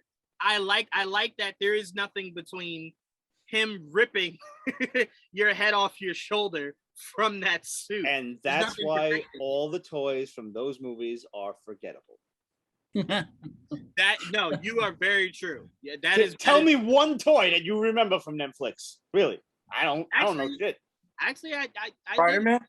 I do from the first two Tobey movies. I do. I collected those. I uncovered one in a bin like the other day. I swear. Like I even remember I had, and I thought they were no one was using their imagination creating this toy. I remember the Tobey Maguire action figure where his hand was stuck like this, and then the other hand was stuck like this. And you could only move it up and down. That was all you could do.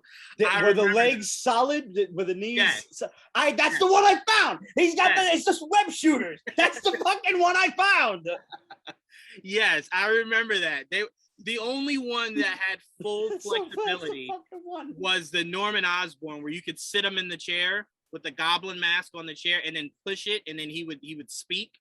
That was my favorite toy from that line. That was the best one in my opinion from that line. I have one from Spider-Man 3. I think it came with like a wall, something like that. The only Spider-Man character from the Tobey era that I have, and I believe it's from Spider-Man 3. What's funny about you saying that is we saw Spider-Man 3 at midnight. We did a midnight showing. Me, my brother, and my aunt. And I remember when we left it, I wanted no parts of anything Spider-Man. It wasn't until Spectacular Spider-Man cartoon came out that I said, okay, I think I can love Spider-Man again. But Spider-Man 3 really put me through the ringer. I was ready to just say, enough, no more. Yeah, I didn't. Like, I don't know what they were trying to pull off in that movie, but none of it worked. None of everything. You know what's messed up? People use, and Joel, we're witnesses because everyone was saying this when we were breaking down the trailer. Spider-Man 3 was the moment everyone thought you couldn't do multiple villains in a movie. Yeah. It was that moment that everyone said, well, look, you can't. Look what they did there. Yeah. And I'm like, but Infinity War and Endgame had multiple villains. Like, what are we talking about? Yeah, you got to remember, the times we've come a long ways. You know, the Spider-Man fell victim to that. Batman movies, the later ones, fell victim to that. Mm-hmm. So, like, we've come a long way. They know how to balance shit better now. And let's not forget the most important ingredient, Joel. Those were bad movies. Yeah. So it's like, it wasn't like they were great movies, but it just didn't work. Yeah, they were bad movies. It was just bad. That's why it didn't work. My only question, are we ever going to get a Tom Holland Spider-Man movie with himself? Rather than an Iron Man, a Doctor Strange, somebody else from the Marvel world, somebody as a mentor. Like, are we ever going to get a movie where Tom Holland as Spider-Man carries it himself? And I'm not talking about the villains. I'm not talking about those actors and those characters. I'm talking about from a hero standpoint. We get there are other heroes in New York and in the world, but other comic book movies don't benefit from, oh, you know, we do have other heroes. Oh, here's one, you know, here's Iron Man, here's Doctor Strange. Oh, I want to say no. I want to say no because of the Sony Marvel thing. Like, they need their own thing. Like, Marvel needs to inject a character into each movie just in case Sony gets delusions of grandeur. Like, we did this all ourselves. I will say this, though. They found a loophole. And it's why I said from the beginning, part of me does not want the others in it, because the loophole so far for these Spider-Man movies have been he has help, but he saves the day on his own. On his own. It ends with him literally finding a way to do it on his own. So that's why, that's why I at first said, is it a cool visual? Yes. Do I need it? No, because I still want the recipe of him having to maneuver alone. Spider-Man did often have to face the Sinister Six alone. Like, there wasn't like Iron Man and said, all right, tag me in. Like, no, you alone. To counter the point, I already got shit ton of movies with Spider-Man with no one. You know, and I know Tom by himself would be cool, but like, I've seen it, I've been there. Like, I want to see him live in this universe. That's why I was excited for him to join the MCU. So it doesn't have to be a lot of people. Like, it doesn't have, like, whoever it is doesn't have to be there even long. But I do like when, like, I'm used to Spider-Man when he always had he was Mr. Guest. Everybody came and joined Spider-Man once in a while. Even in the comic books, cartoons. Yeah. I have so many characters I was introduced to. Why? Because they showed up in a Spider-Man cartoon. You know, I played first time. You can have Spider-Man swing by in the background of another movie. Yeah. You know what I mean? You don't have to have him say anything. Just you know, tighten up that weave. What's your point, Joel? Sorry, go ahead, Joel. Oh no, go ahead, Pete. I'm just gonna say like exactly what Joel was saying. I first was introduced to Spider-Man with Spider-Man and His Amazing Friends on Saturday mornings. I learned so like mad characters just from who showed up in that cartoon. I had no other concept of Marvel comics, and I'm telling you, like when I was in 5th grade and they started releasing like Marvel cards, that was how I educated myself on the Marvel universe. I was like, they make comics of Spider-Man. He's a cartoon character. Like mine was a Spider-Man Look and Find. I had so many characters from the Look and Find book. Just I learned names, pick like who they are. I'm like Spider-Man. I learned the Marvel universe from Spider-Man. Yeah, I did too. Spider-Man was there for me on the worst day of my life. Wow. Sorry to bring this down for everybody, but my father passed away on a Friday night, and that Saturday morning was the Spider-Man and His Amazing Friend episode, The Origin of Iceman. And while there's family gathering in the house for this moment, I was pushed to the room and sat in front of a TV, and here I am without knowing what's going on, watching one of my favorite cartoons ever. And it's not something that dawned on me until recently. And I had a cousin who was there with me in the room. I don't remember which cousin it was, but I had the cousin lie to me, and he said, "Oh, this is a good episode. I saw this one already." Bullshit, because that premiere date was September 18th, 1992. The day after my dad passed away. So Spider-Man, I'm there with you guys. He was not just my entry. He was, synonymous with comic books and entertainment and superheroes. He's the everyman hero. He is, dude. And I joke with you guys, about being older and stuff like that. But growing up, there was only 4 superheroes, right? Spider-Man, Hulk, Batman, and Superman. Those were the 4 superheroes growing up, dude. Yeah. And Spider-Man, like you said, Spider-Man was not just the everyman hero, but he was the youngest of the heroes. Yep. You know what, Jaydee? I always looked at it as Superman, Spider-Man, and Luke Skywalker. Those were your pillars of hope from each of those franchises, to where it's like those are the guys you want to be like. Those are the figures that you look at and you're just like, I want to be that. I want to be the guy that has that is overcoming all the adversity that's placed in front of them. And Spider-Man was always that. He was always the pillar of hope and the everyday man kind of thing. And it's why I told Joel I don't like him in all the technology, because it strips the friendly neighborhood aspect, because I don't have $1 billion tech I can just jump into when I want. So it kind of steals the element of that. But to your point, Joel, what I want to give John Watts so much credit for is, think of how that first movie went. Stark makes him the new suit. The new suit's awesome, has all kinds of controls and tech stuff that you can do. And then how does he defeat Vulture?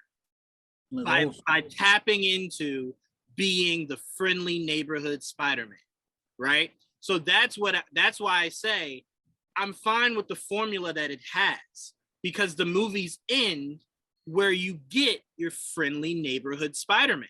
So to me, as long as you keep that tap into the friendly neighborhood Spider-Man, bro. What do you mean? He tapped into what every man who is in a relationship taps into. I'm gonna get in trouble if my lady's dad dies. That's what he tapped into.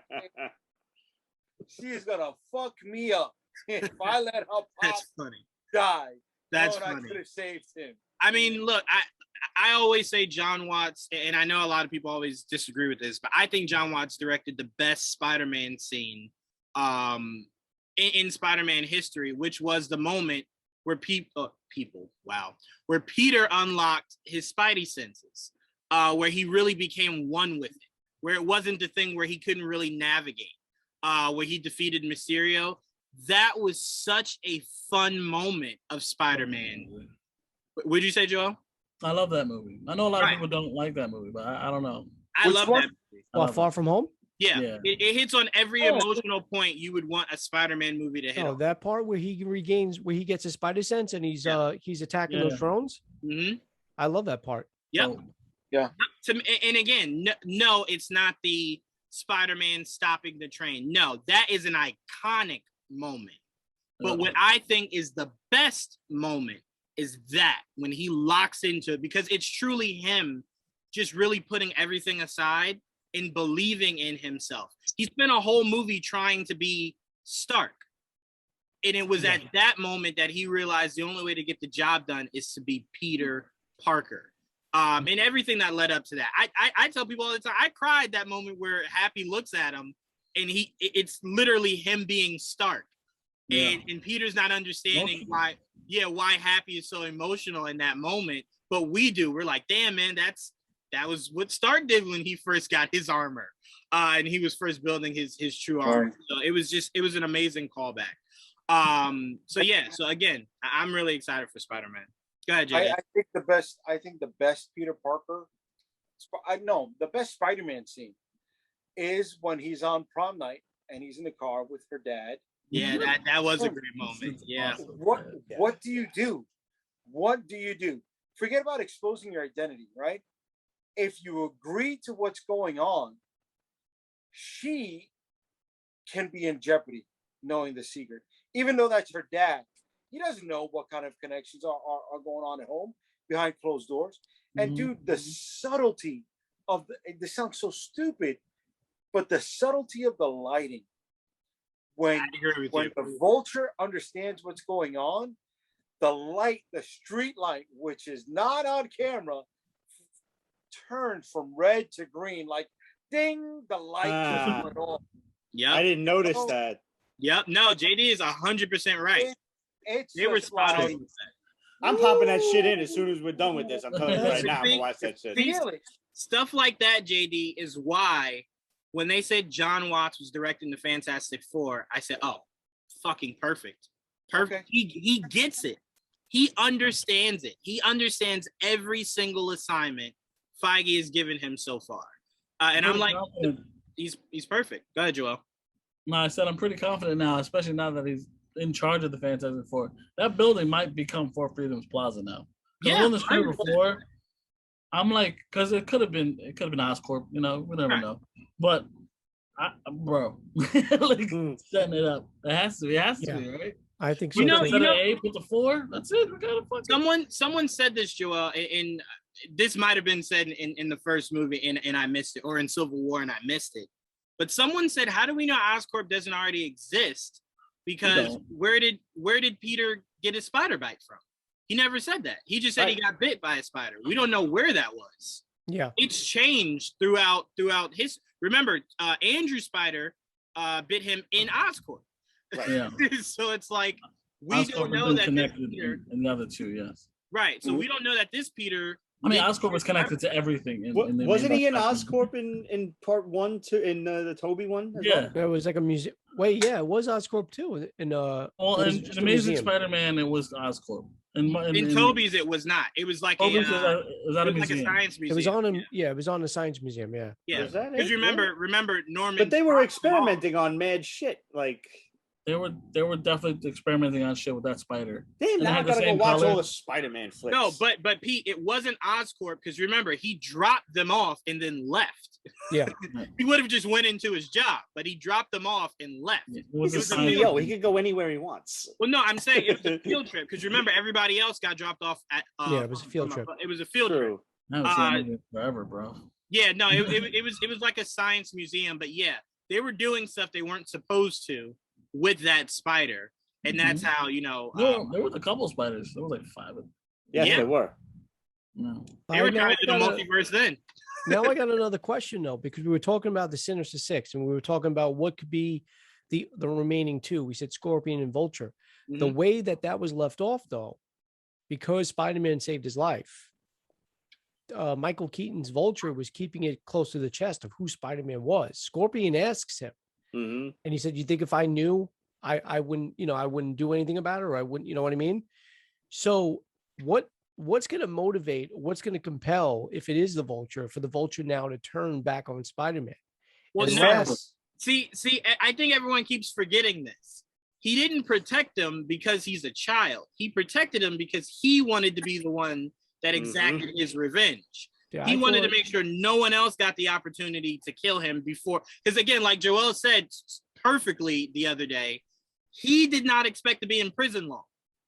So he fully expected to get out and be the first one to be able to kill Peter. So there is no friendship or wink wink kind of bond. There's no love lost, as the old expression goes. 100%, if he got the opportunity, would kill Peter Parker. Yeah. So that's how I'm not saying I didn't think that's so. That's how I took it. But it makes sense because it's a Spider-Man villain. If he's in this movie, then they gotta explain what's he doing in the Morbius movie. Is he free in the Morbius movie? Like, there's a lot of webs to weave. Coming out of this. I have no interest in the Morbius movie. Yeah. It looks good. I want to see it.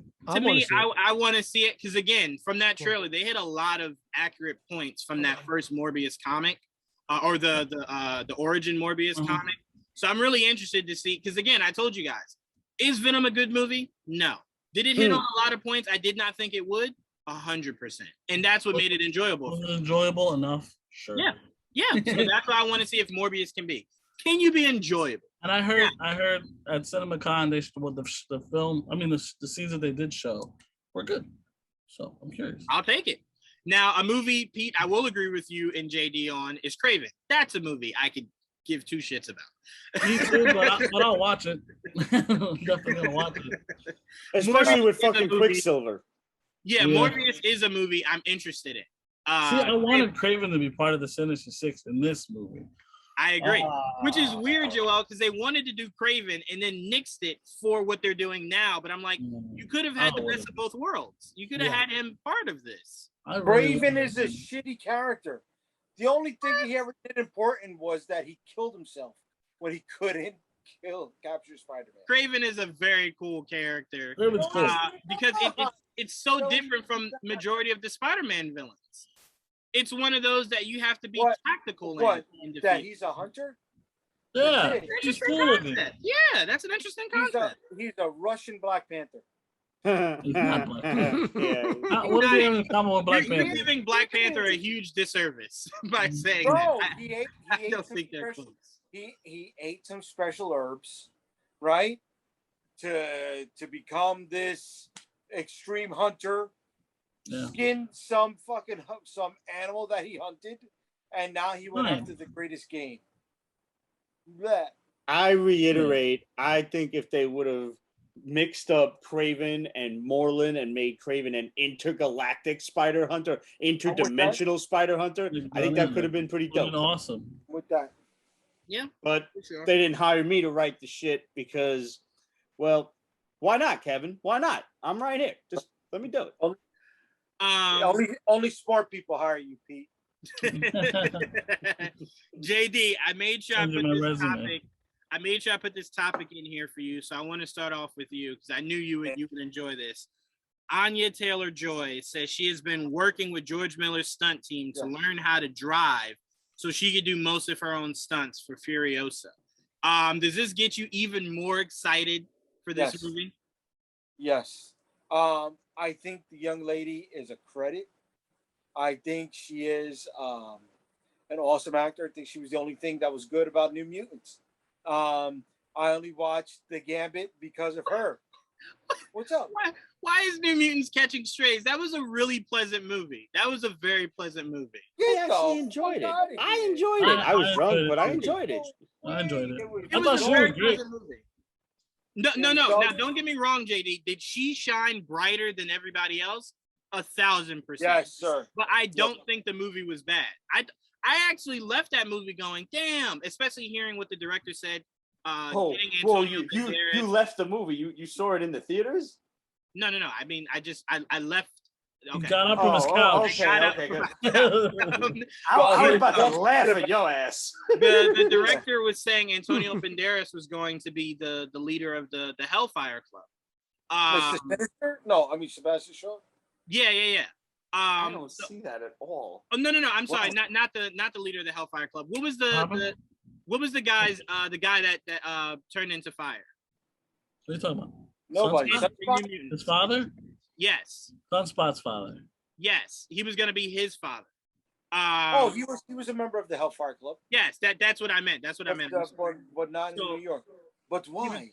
You want the Nasonex? I have nothing. Sorry. I'm just saying. I'm 5 shots in. My Antonio Banderas accent is really not gonna pop right now. I apologize. But whatchamacallit? Dude, I had no interest in seeing that continue. I thought this girl would have been spot on as Wolfsbane. She sucked. Ouch. She really did. I'm sorry, Maisie. I apologize. But anyways, going back to George Miller, Furiosa. Yes, let's see more of it. I would love to explore the Mad Max world. I'm a big Mad Max mark. Show me something else, where you don't have to focus on him. I'm okay with it 100%. And let's see it. She seems like a method actress who will shave her head when the time comes. Mm-hmm. Yeah. So I'll give her those chops too, man.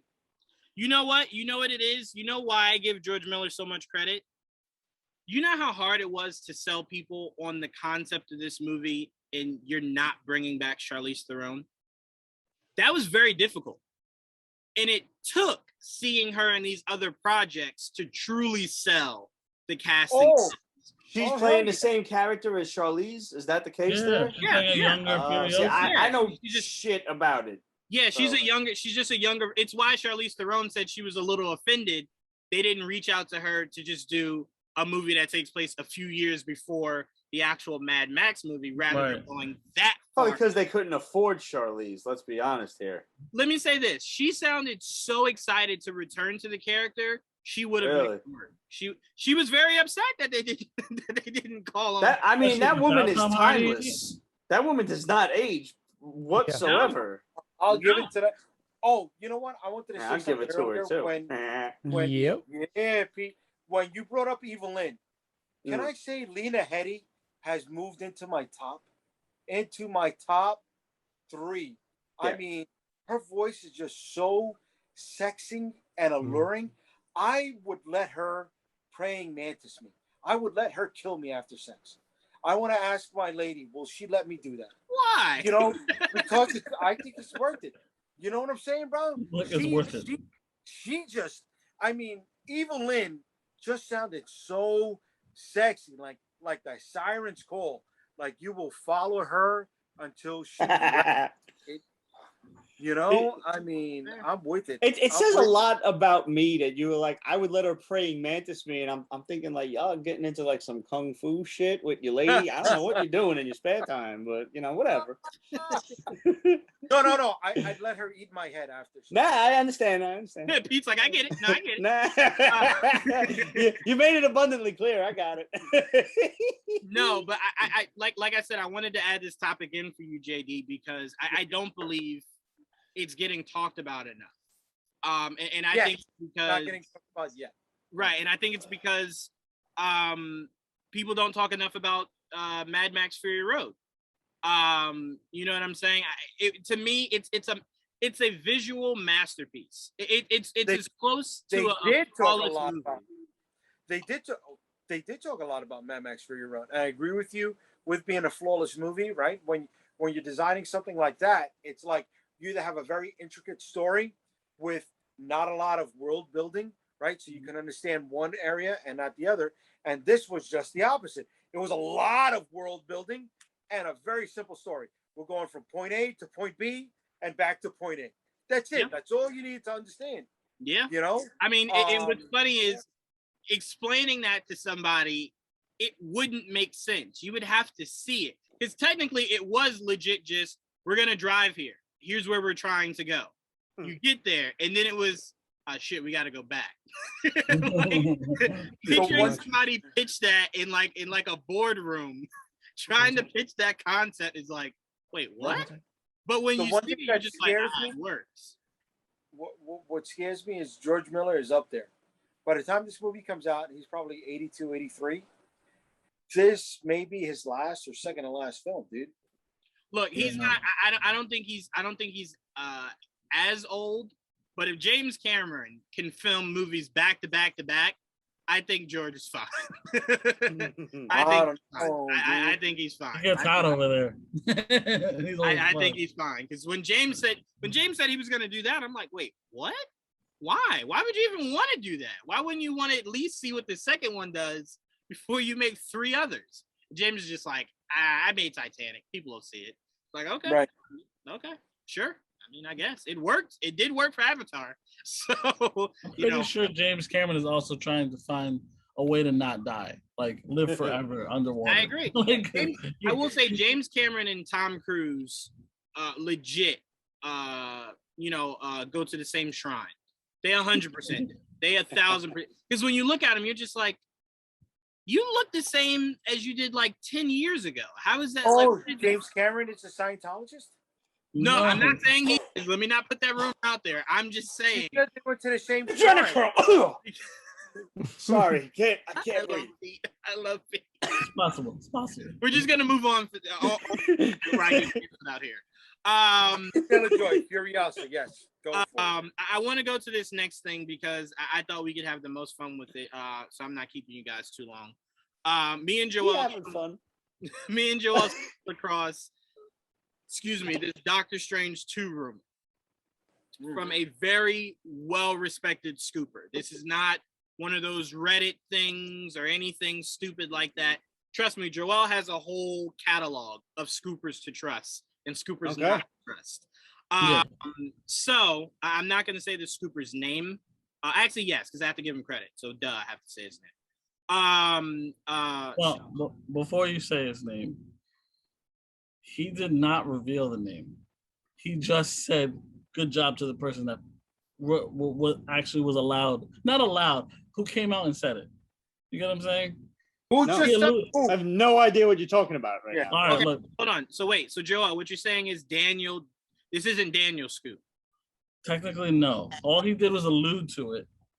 And then once it came out, he just said, I'm not going to say what, because he said, I can't say it. Right. So he pretty much confirmed it. That's what he did. Okay, so we'll say this. Daniel confirmed a scoop that was kind of floating out there. All right. That he alluded to like 2 days prior. Who's Daniel? This is what Daniel, is it Richmond or Rickman? Rickman, RPK. Yeah. Okay, RPK. Yes, RPK.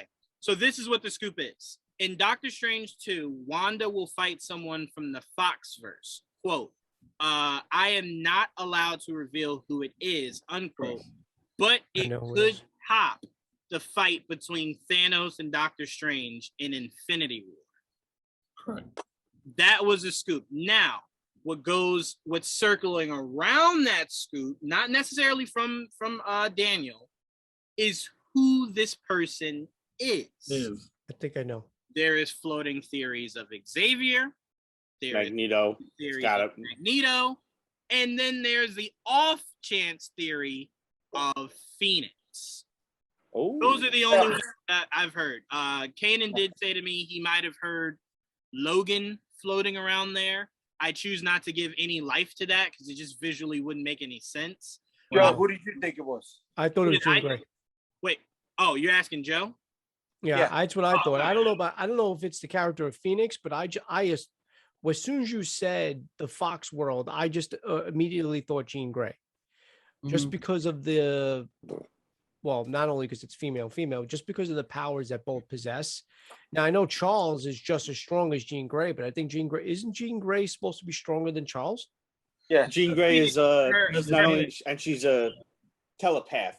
Right. Telekinetic, right. Right. And also her ability to tap into the Phoenix Force is what kind of separates her. Got it. Again, it's kind of dime a dozen because it's like Charles is in his own manner OP, right? Yeah. But it's just everything added to what Jean can do kind of puts her over the top. But if you're talking just purely Jean Grey versus purely Xavier, Right. I think it could be somewhat a fair fight. It depends. If you look at Jean Grey and the Phoenix as one, then yeah, you probably give Jean Grey. But like if you look at the Phoenix as an entity, as a separate entity, Right. like an alien, that's So- different. Which Jean Grey are we talking about? Famke Jensen? Well, that's the Okay, thing. We don't Sophia know. Well, Turner, here's no? the thing. We don't know. Yeah, we don't even know which Xavier either. So Because you could afford Famke Jensen. She's going probably could. But the rumor that he confirmed was Xavier. Right. Oh, it is Xavier. Okay. No. Let's not. That's just what he confirmed. Right. No. It was But confirmed It's to be still a Xavier. rumor. Got it. Right. Okay.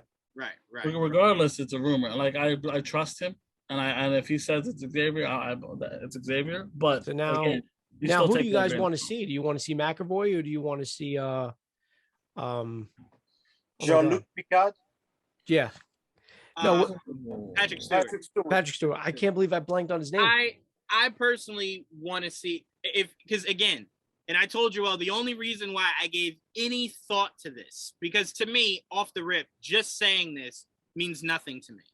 When he said it would top the fight between Strange and Thanos, which visually was an amazing fight of its own, that's what intrigued me.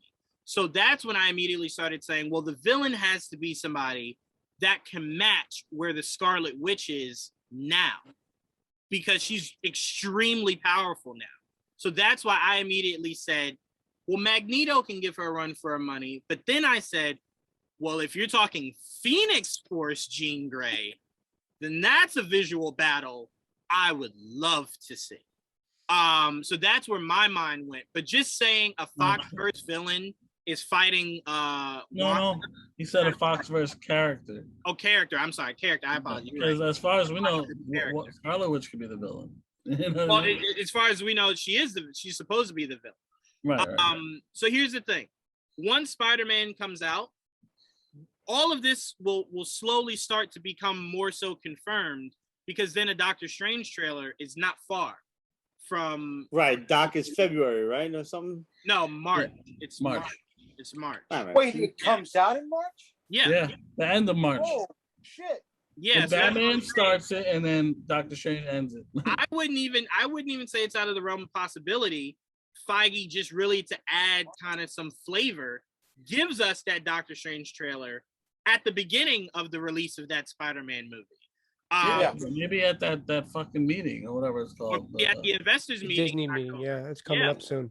So I like Joel's point though. Now I'm thinking more Charles, because that's right. Wanda's you would assume Wanda's the villain, right?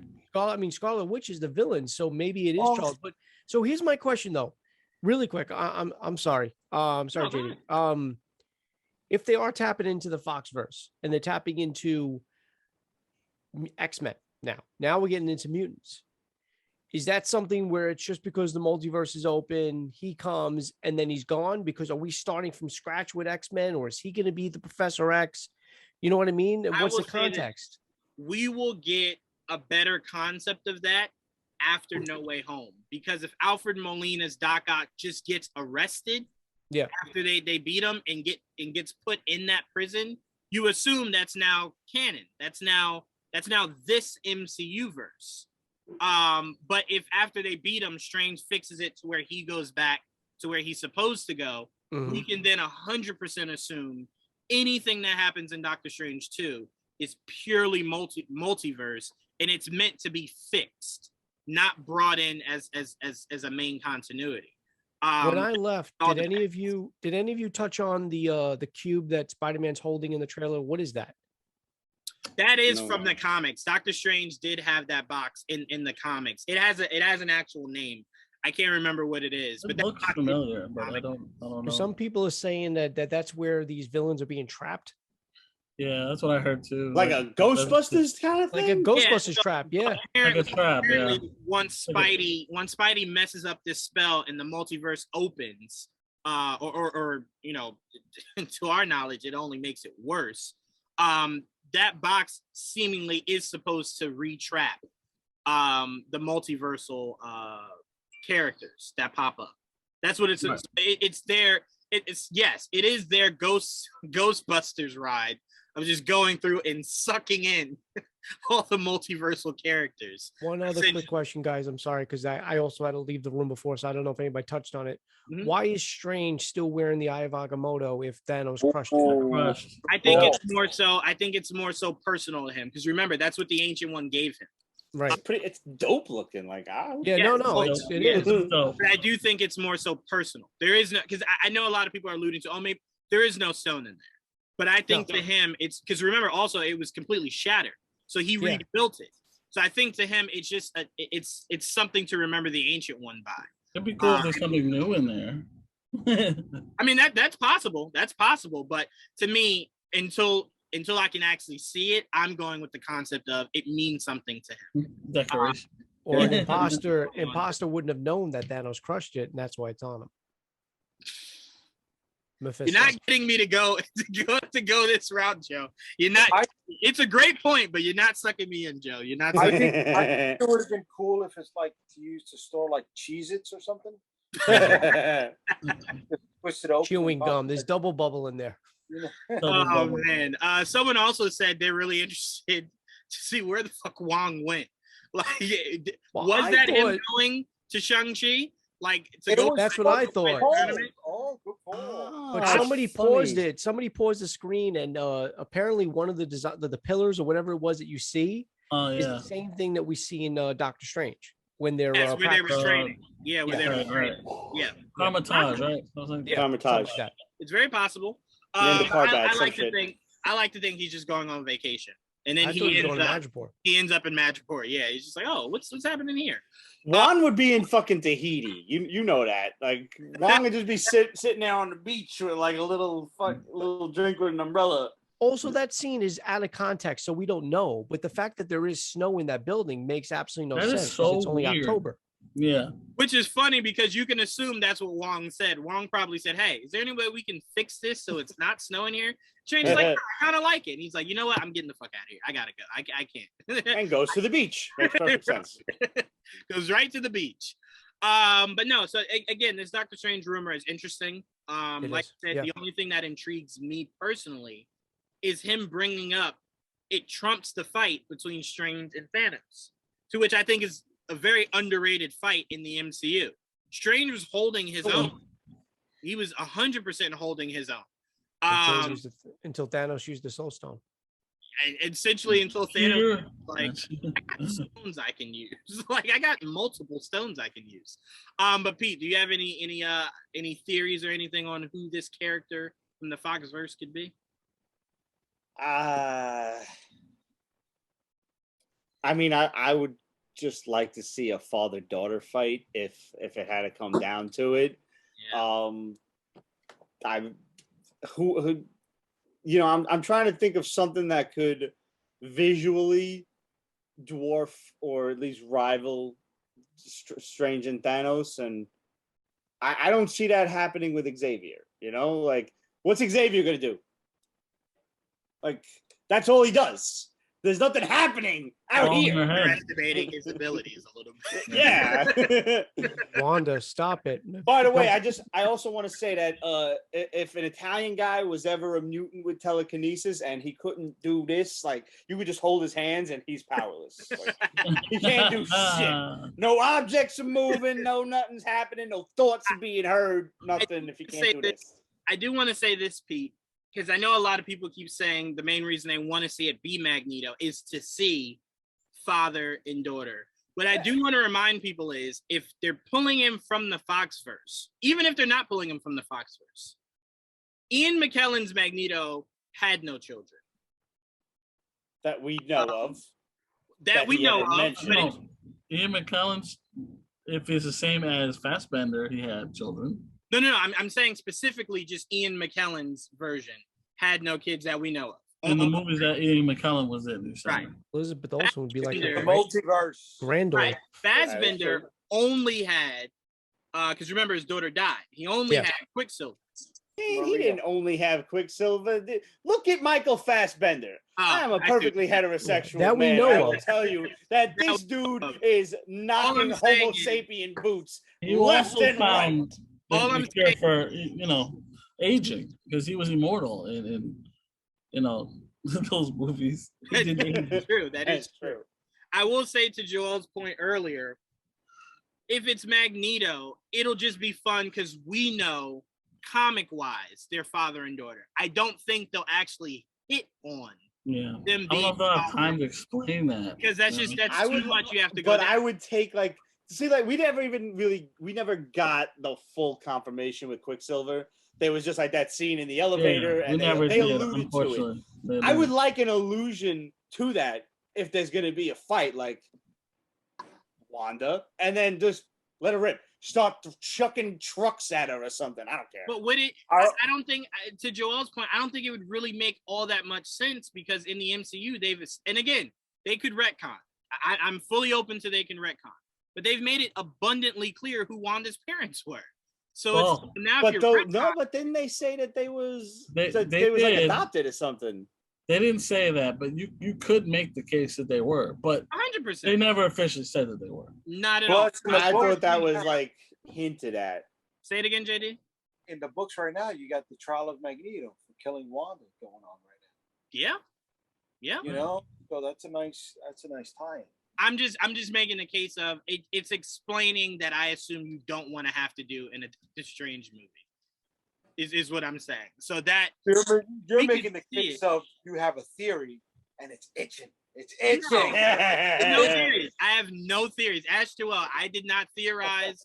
You have no theories, but you have thoughts. Yeah, everyone has thoughts. Yeah, sure. I have thoughts. Hey! Let's not be accusatory. I'm not allowing those thoughts to become theories. The flamingo from WandaVision is going to come back. That's Ralph Boner should show up in this movie. Wait, Joel, let me go to you because you were throwing at me. You were thinking it could be Quicksilver. I thought. Here's the thing. I tried to think logically first before I go crazy. So to me, that made most sense that maybe it would be Quicksilver because that's the only character that's been introduced in both universes. So it would make an impact emotionally for her to see her brother. Right. More so than some random bald guy or guy in a helmet. She don't know the fuck they are. Would she would she believe it or would she question it because her brother was just used against her? Well, yeah, that's the thing. Well, that's the thing. She would see him again, like I already went through this with you. But then maybe he got mind wiped. We don't know. That's the thing. We have no idea at the end of the day. But it doesn't have to. I mean, I was just throwing it out there. But at the end of the day, it's called the multiverse of madness. I have to stop thinking logically. And just, they're gonna throw shit at the wall that I'm not gonna see coming. And so maybe for this movie, I'll just take my balls down. Well, they also said this was going to be a horror. Like this was going to have horror elements to it. No. Mm-hmm. Yes. So what would be scary? I mean, not necessarily that it has to be that. Would be scary. Everything around it. if they go the route of Phoenix that they went throughout the last two movies, where she could literally peel your skin off, I think you could really get into the horror of how strong Scarlet Witch is and how strong that Phoenix is. I want damn Shumagorath. They tell me they're gonna give me Shumagorath. I want my Lovecraft shit going on. You want to get scary and monstrous? Let's do it.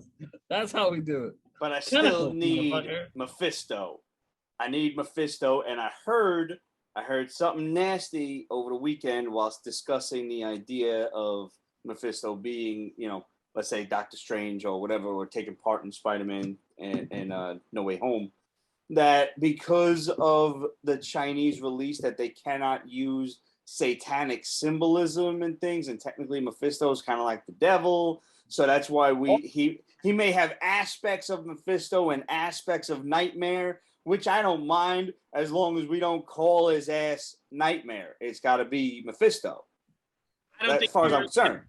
Well, here's the thing. Remember, they Black Widow. I don't think had a China release. No, I don't think it released over there.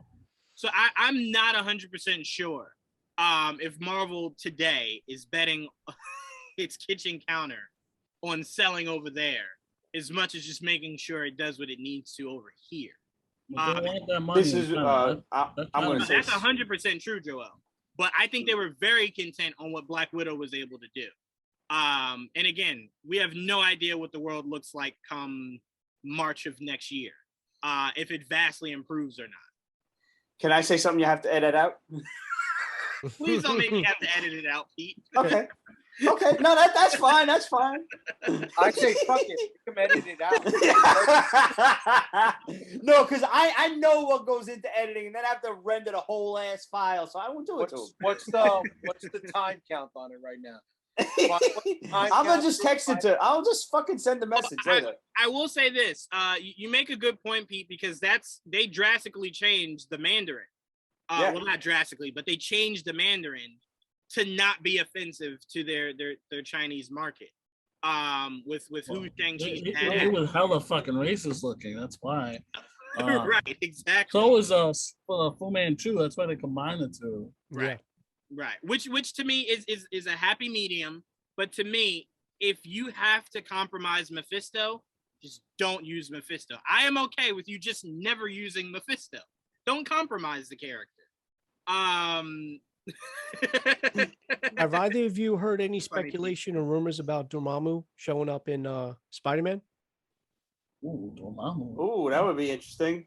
I heard this somewhere, and they said that there's a possibility that Dormammu might show up.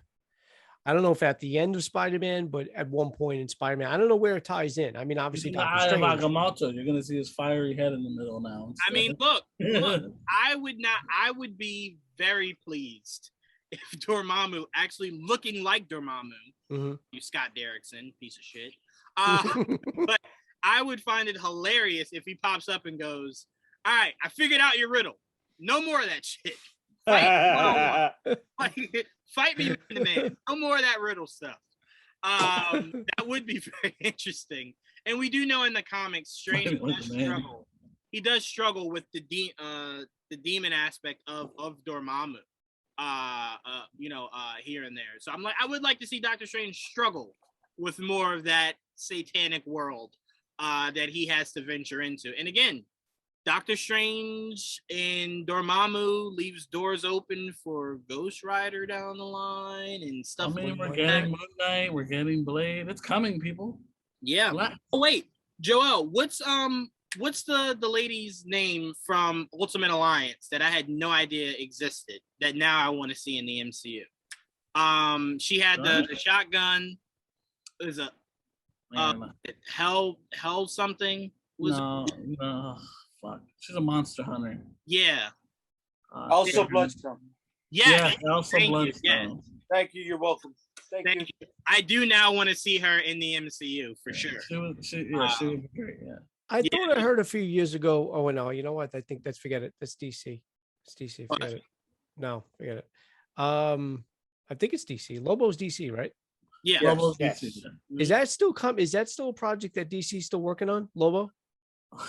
It's probably still being floating around. Buddha McFarlane. Yeah, I was gonna say Lobo kind of went out of their minds once Sci-Fi just kind of said no to everything. Right. They had and that was a good series, man. There was a writer attached. And The Rock was that had a lot of potential. Sure did. Yeah, sure did. Great. He looked great in that show. I mean, shit. Krypton was showing us. Krypton was dope. Was showing us. What's the name of the people for Hawkman and Hawkgirl? Thanagarians. Yes. Yeah. It was showing that. It was teasing Darkseid. It was doing some really, really, really out there stuff for no Superman. Yep. Right. It was getting wild. It was getting away from Krypton. I'm like, this is the best part of the show. Yeah, exactly. But listen, guys, I'm sorry, I got to cut out right now. My buddy. Good night, fellas. Hey, he's fading. Hi, Jaydee. You hit that limit? Jaydee was just like, I gotta go. All right, we're not gonna be all that much. We're not gonna be all that much. Pete, fellas. On that note, I'm gonna pour myself another one. You're fucking bad. Good night, everybody. Good night, all right, Jaydee. All right. My liver's just a little raisin that's like, stop. All right, so I want to go to this, Pete. I know all of us are familiar with the CW universe. Joel, I know you saw Eunice. It really pissed him off with this announcement of what to expect for the Flash's opening season opener. Now, let me just say this before you go forward. Now, this is not the final season, right? This epic opening is not like a swan song. No. It's more like they didn't get to do one last season, so they're making up for it. And also, it's bringing in characters for shows that were either canceled or nixed before they not picked up. Right. Yeah. And it's all one show. It's all on the Flash. Right. And I am not upset that Cat McNamara is coming back to television. I'm a little. I love Kate. I love her. I'm a little annoyed at it. I'm upset the character is coming back to TV. Because I'm like, wait a minute. I'm like, hold on. Time out. You think in a perfect world that if an Archer were to return, she's the one you think we want to see? Stephen Amell has to be available somewhere. Why would he's also dead? Well, Supernatural is not on no more, and he's obviously not doing that crossover. So yeah, he probably is. Sure. He's doing Heels though. It's a good show. He's doing Heels, which is a phenomenal show, by the way. It's a show about wrestling, which is really good. But anyway, so we got the announcement that Flash's 5-part season 8 launch event starting November 16th will include Javicia Leslie as Batwoman, chef's kiss. Brandon Routh as the Atom, which is weird because I kind of felt more so wanting his Superman to return than his Atom. Cress Williams is Black Lightning. Awesome, because that show finished off this past season. Yeah, it did. Unfortunately. Leigh is Sentinel. Is that from Supergirl? That's Chyler Leigh is that's her sister. Yeah. Oh, okay. Oh, I can't stand that character. What is Sentinel? Oh, it's awful. She's a superhero now. They made it up for the show. Keep going. Everybody a superhero. She has a Martian weapon that transforms. An eyeshadow. Don't forget the eyeshadow. Eyeshadow and a hoodie. Fucking crazy. Who's gonna even know it's her? Why do you care? I don't. Why is she? I don't. Whatever. I don't want to get mad. That's not the best question. The best question is if you're pulling somebody from Supergirl. Why Sentinel? How did you skip Martian Manhunter and actually Supergirl? Every time. I'm pretty sure. Every time. I'm pretty sure Supergirl is going to the future, but that's just my guess. Okay. I'm getting headaches. All right. So we're getting Kate McNamara is Mia Queen. Another thing that annoyed the shit out of me. Oh, she's just gonna pop out of time randomly? Like they better explain the shit out of that. I mean, it's even crazier because everybody it's the Flash, so you can have people out of time. Everybody else is in the one. Don't like it. We're getting Osric. Chau is Ryan Choi. I like that. I like that a lot. Now, here's the one that bothers me. Tom Cavanaugh is Eobard, Thawne, and Reverse Flash. I love Tom, but I would prefer Matt to come back. I would like Matt Lesher to come back. It's like every time they interview Matt, he's like, "Yeah, I would love to come back," and it's like, "Well, you'll never come back as long as Tom is breathing." Like Tom has that on lock. Yeah, he has that on lock, which is weird because remember during this season of Flash, they toyed with Matt and then just went away from it and never came back to it. Yeah, I don't understand it. Like, what? He's not really Eobard Thawne. He's Professor Wells. Why do you keep going back to that? It's confusing because here's what they do. They bring you a Wells and then bring you Reverse Flash, and then they expect you to remember that they're two separate people. And it's like, technically they're not. He's supposed to be Wells. Yeah. Hate it. But anyway. I wish they'd explain why his face won't go back to normal. Like, I can't go back to normal. Just won't go back. Not only can I not go back to my time, I can't get my face back either. It's hand in hand. I can't go back. Going back just doesn't exist for me. But Pete, are you excited for this crossover event? Oh, well, you forgot. Wait, I'm sorry. Sorry, Joel. Who did I forget? Damien Dark is also coming back. Oh, sorry. Yes, Damien Dark is teaming up. And they announced who the main villain is for the 5-parter. Oh, who? Is it Reverse Flash? Despero. Oh, interesting. That's wild. Despero, the one-eyed pink. I don't pronounce it that way. I pronounce it Despero. Despero? Yes. I've always called it Despero, but like, let me see. I mean, hey, that's either way. Tomato. I don't know if that I've ever heard it like in a cartoon or anything or like a TV show. He's being played by Tony Curran. I don't know who that is. I've seen him before. Hold on. But that's probably going to be CGI and probably a voiceover anyway. You know what I compare it to, Pete?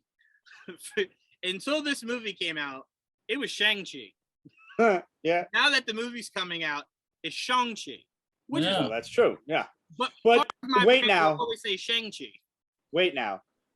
To your credit, you have been pronouncing it Shang-Chi since like day one when we started fucking doing this podcast stuff. And I always because I know you speak Mandarin, right? Mm-hmm. Is it Mandarin or is it Cantonese? Mandarin. Okay. Mandarin. Knowing that you speak that, I'm like, well, maybe he's on to something. Like maybe he's got it right. To be fair, I will also say I heard, because to me, I always, when it comes to a name that's in a different language, I prefer for the person of that language to say it. When Feige says it, it sounds obviously but it sounds so American. It makes me want to say Shang-Chi, right? But it's when you hear Simu say it to where you're just like, all right. And no, I agree with you. He's like, it's Shang-Chi. You know, as like, right. As a less than stereotypical white dude from America, I can honestly say that I'm not going to pronounce shit right no matter what, because I'm from New York. I'm lucky I pronounce regular words good. So like fuck names. Like I'm gonna try my best, but just don't get mad at me when I can't roll R's in Spanish. I almost failed Spanish class because of that shit. So sorry, Joel, can't do it. But to be fair, we've not really heard the name said. No, we have. No, we have. Yeah. Right. Oh, okay. Yeah. You're right. You know, you could have literally just gone either way, and it kind of just be, well, you know, there is a right way to say it, but no one's ever really said it. So, you know, but that's why I appreciate, like Joel said, he says it, you know, and we know this from the trailer, but he says it in the movie where he's speaking to Katie and he's trying to help her pronounce the name. He says it in the movie, and I think that's important. And I sent it out to you. You don't know how, like, you know, going back to Black Panther, when there were several different pronunciations for it, and there was at one point in the comics where it was almost like the fucking characters could see the word balloons above each other. Right. And maybe I'm misremembering this, but T'Challa was like, no, it's the T is silent. It's just Chala. You know, you forget the apostrophe and everything. I was like, that doesn't even sound right. Well, I don't like that. If you listen closely, a few different times in Black Panther, some of them actually pronounced it T'Challa. I didn't even hear that with the accent, and then for us, it's just T'Challa, right? Yeah, see, I wouldn't even try with the accent because that would be one disrespectful, and two, I would fuck it up. Right, right. I can do an Irish accent. That's about it. The only name I really fuck up the most, and it's because I forget sometimes. It's what was it? It's in Wonder Woman. It's her mother. Oh, Hippolyta. Well, that's because fucking Lovecraft Country had the exact same name, but they were pronouncing it Hippolyta or some shit like that. It's Hippolyta. And then Antiope. Like I'm an Antiope? No, it's Antiope. Yeah. It's like, oh, those names are so weird. Yeah. I hate trying to. Damn Greeks make everything. I got where he's from. If you guys want to know. Yeah, go ahead. All right, so he was in Blade 2 as Priest. Okay. He was in the League of Extraordinary Gentlemen as the Invisible Man. Oh, okay. Okay. So he's got something under his belt. Yeah, he was in Underworld Evolution as Marcus Covenus. And then that's where. Oh, Marcus, yeah. There you go. Okay. That's right. He was Boar in Thor: Dark World. Okay. Oh shit. Okay. Okay. So he's done a lot of shit. He's got like those little bit parts that are oddly memorable. So seemingly, Joel, you're saying he's always been attached to the superhero world. In some way, right? He's always had big. I mean, he's been here and there. I appreciate that. But Pete, I'll circle back to you. He was in Daredevil. I forgot. Oh, the series or the movie? The series. Oh, okay, good. All right, so good. He's been attached to good stuff. Okay. But Pete, I'll kick it back to you. Are you excited for this crossover, knowing these characters, knowing the villains? I have been watching Flash since Jump Street. Mm-hmm. I am a huge Flash fan ever since Michael Turner was doing the covers. I jumped on Flash then, and I have not left. I very much enjoy the Flash, as hokey and sometimes really stupid and outright boring that the show can be, and it has I still watch it religiously. So the idea of at this point, once they reintroduced Tom Cavanaugh, when they stopped doing that whole different Welleses from different time periods, and they brought Tom Cavanaugh back as Eobard Thawne, that man, if you want to talk about the fucking best actor in the whole damn show, that man is a character actor. He has done so many different types of just dopes, playing Wells and playing a just evil motherfucker as Eobard Thawne. He's amazing. And I was just in at that point. I was like, yo, this dude's back. What was that, 2 seasons ago? Before they, before COVID and everything hit, and they did like the whole time travel thing where that lovely young woman, Jessica Parker Kennedy, was playing his daughter. Yes. She came back this year. Yes, she did. And they brought back Tom Cavanaugh as Reverse Flash. And I'm like, yes. And they left that shit open-ended at the end of the season. And then, COVID hit and it was just, all a mess. But having him back as potentially either the even just a half a villain at this point, half a season, whatever they want to do, however they want to handle this story arc, I'm absolutely with it. I think that Tom Cavanaugh can do no wrong in my eyes. I would love to meet the man. It's like, if he's ever at a convention, I will definitely go out of my way to have a photo with him. I think that the show really lost its footing, pun unapologetically intended, when they stopped making speedsters the villains, because they're like, oh, the Flash has got other villains. Stop using speedsters. And then they stopped using speedsters and the show really fucking tanked. Like, now we got lightsabers because of it. Oh man, now we got lightsabers. Right. We got lightning sabers is more like it. Fucking hell. Wait, Pete, I sent a photo to the group chat. Look at that photo and you'll see why Joel hasn't blinked. Joe, I'm gonna send it to you too, because you're not in the group chat. But that's might as well throw Joe in. That's why Joe's not on Facebook, or I would have been had Joe in.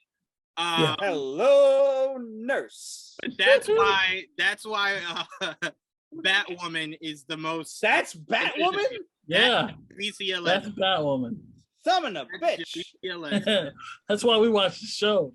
Yeah. That's the holy mackerel. Holy mackerel. And I tell you what, you thought it was terrifying to sit next to Minka Kelly. You let Javicia Leslie be at New York Comic-Con. Can I wait? What I want to do is I want to have a fucking battle royale between her and oh god, now I'm blanking on Thunder's name from Black Lightning. God. Yes. Yes. Oh yes. Yes. Help me out here. What is that girl's name? Professor I can't think of it. Her real name? Professor Williams. Oh my god. She was my reasoning for watching Black Lightning for like 3 whole seasons. You know what's crazy? We met her in person. I hate you. And she no. She was nowhere near. Very misogynistic. Sorry.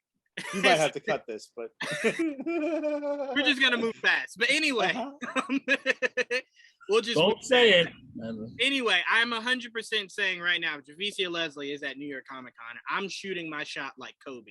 I'm telling you this right now. I'm going Kobe versus the Raptors when he dropped 81. That's how many shots I'm shooting up. If Javicia don't shoot up until you get to like 65. That's when you see if the hype was worth it.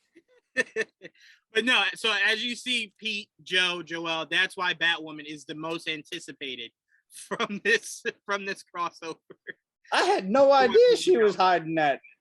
Me neither. When she posted it, I was just like, "Oh, she's maybe trying to be funny, like she inflated." I'm like, nah, she's thick. I mean, since like day one, I'm like, wow. Like, okay.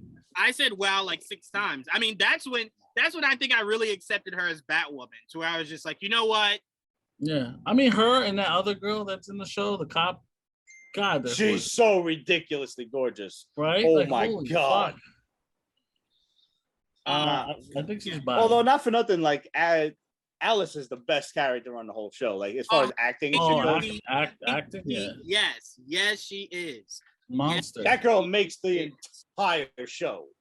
Yes, bro. Yes. A full long conversation on Twitter with the writers' room about how she should be nominated for something.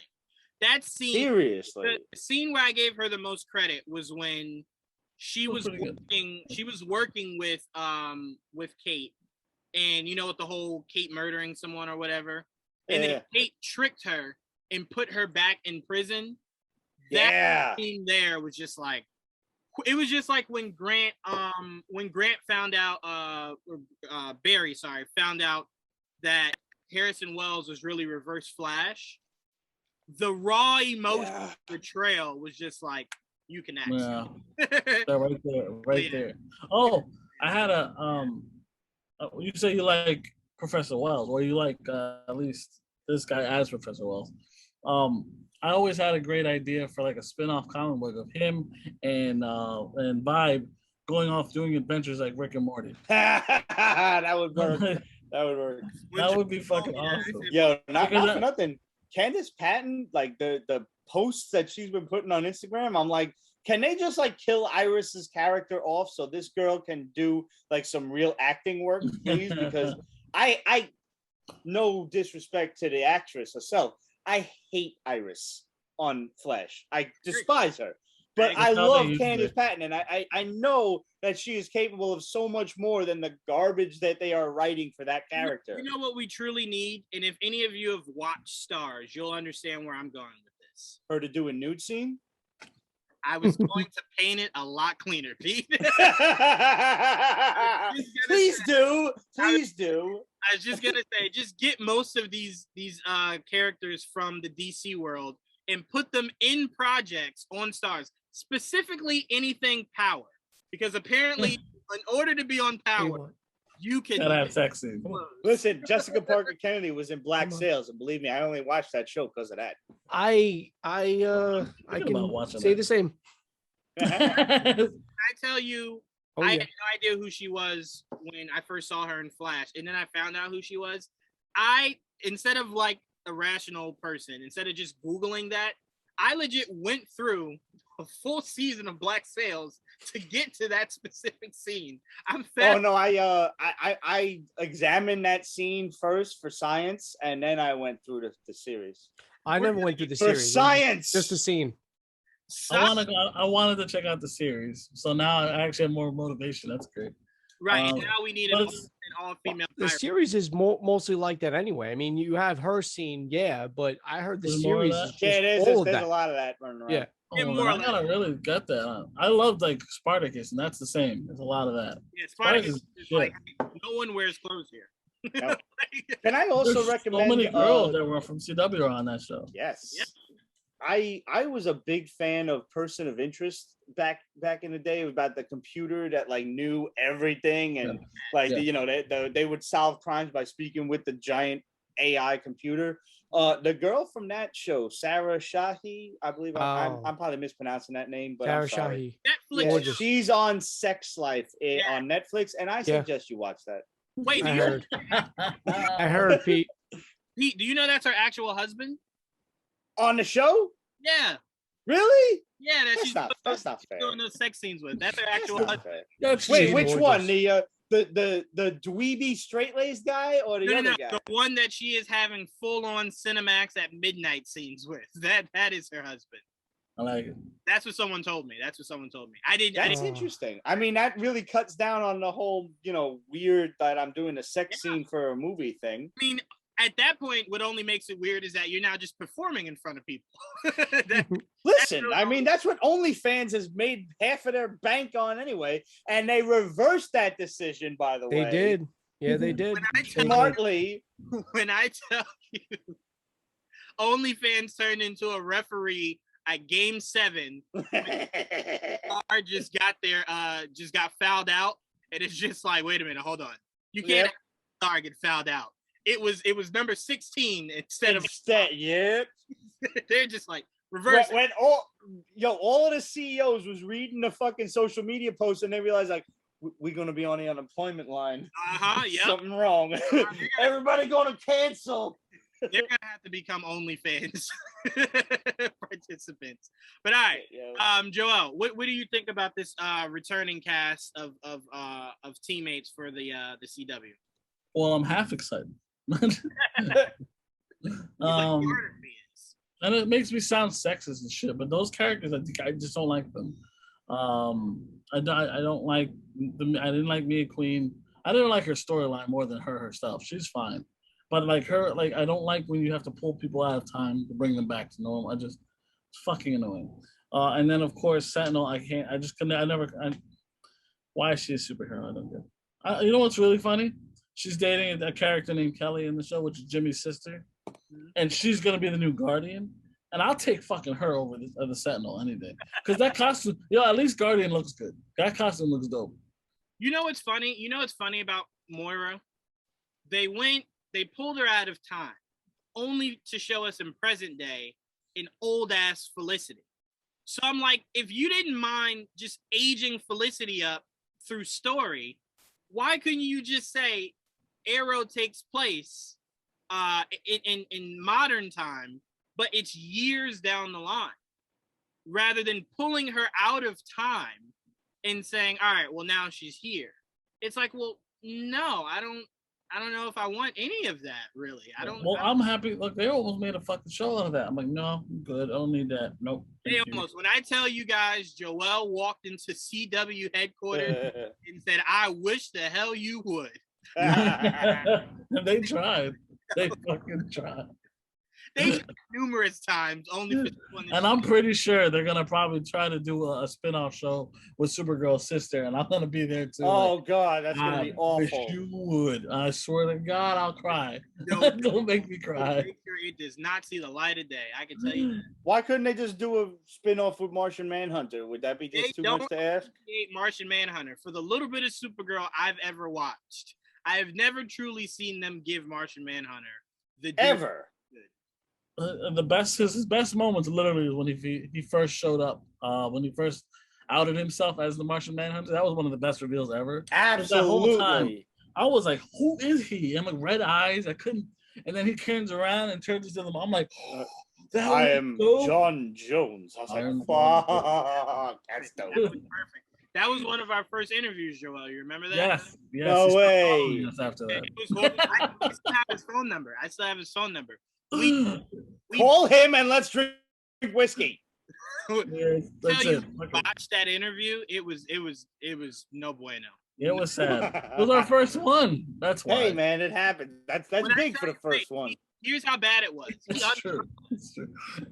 What's that? He followed us after the interview. That's how bad it was. He unfollowed you? Yeah, he unfollowed us after the interview. I'm sorry. That's terrible. Man, I mean, we laugh at it now, but it was soul crushing then. I believe it. There was like 8 of us on the interview. Like we all wanted to talk to him. Was it like this, like Zoom, or was it? No, it was on a phone call. It was and like he was. phone. Wow. Not good. It was bad. But you know what?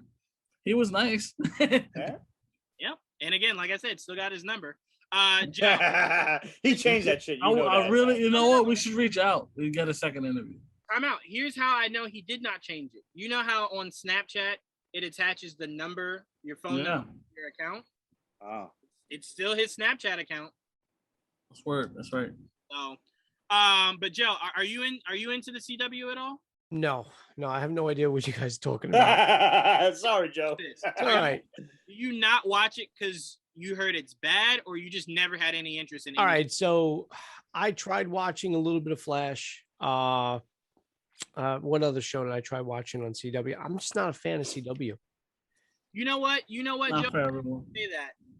You know what I want to do? I've always wanted to do this because I give a lot of credit to Filoni and Disney Plus. They did this with Star Wars: The Clone Wars. I want to create essential episodes where I'm not really trying to pull you along of a storyline.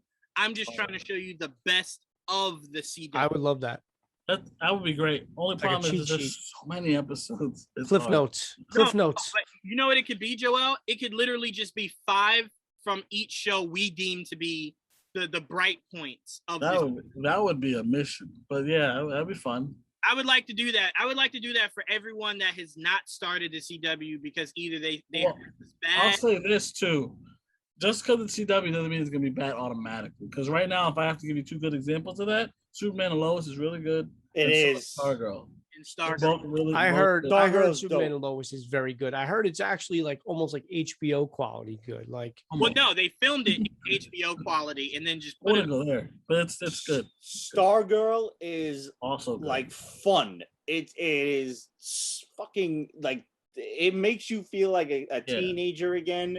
It's a little fun. cheesy, but it's still like. But it's got that CW awesome. cheese, but it's like that first, second, third, fourth season when a CW show is really like feeling itself before it starts to suck. But it knows like shit. But enjoy it while it can. Now, like Stargirl's dope. The only There's a lot of deep cuts too. You're like, oh, and they're doing really good with the villains. Yes, they are. But the only true downfall of the CW DC shows is they tend to lean more towards Gilmore Girls than comic book characters. You know what I'm saying? Drama. They're melodramatic as fuck. I'll give you a perfect example. Drama between the characters rather than action between the characters, between the villains. Well, that's what I was going to say. Example. I've seen... This isn't limited to... Oh, no, this isn't limited to just the DC comic shows. I'm talking about CW in general. Like, I never really cared for any of the shows that they had. Oh, wow. Okay. You know, I mean, I like I said, I did try to watch Flash. I did watch a couple of episodes. It wasn't just because I didn't think Flash was good. I just never, like, I can always tell what a CW show was just based on its quality and just based on its production. Over 20 plus episodes, most of them are similar. They're like, yeah. I will say this.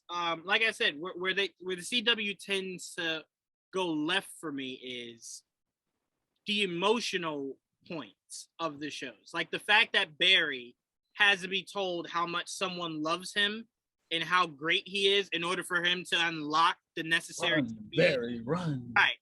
That is what puts me off. Because it's like, well, at some point, doesn't he just know he's fast? Why does someone have to tell like Barry?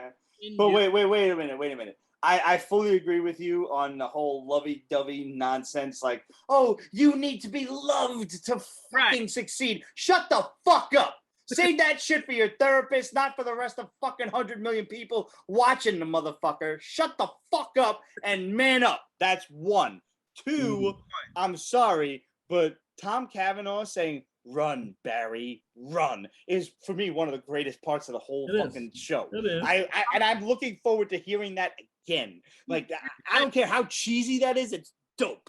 Here's the thing, it's not cheesy. I just don't need to hear it as often as we've heard it from season 1 all the way. I agree, but the fact that we haven't heard it for the past 4 seasons, don't you miss it though? Like, aren't you missing that piece of yourself?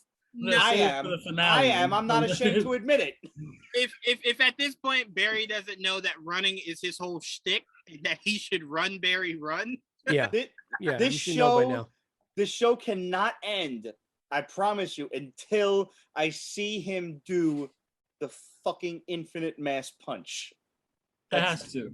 It has to, because he hasn't broken the speed of light yet. As fast as he's going, he hasn't reached that full potential. It's been 8 fucking seasons, whatever it is. This is a problem. You're doing a show about a speedster, a elongated show. So too often, he won't hit his peak because you need to make it realistic they still haven't given him his boots. Right, exactly. His gold boots. So there's no places to go. But Joel, I am thinking maybe me and you get together and try to put the best 5 episodes of the show. And we'll definitely have all the crossovers. Those are definitely musts. Well, the crossovers to me are its own thing. It's not part of They kind of are. They kind of are. Own thing. So that's a spectacle. You know what it would be like, Joe? It's like if you're showing someone the MCU, you want to show them the movies that, like the solo movies that matter.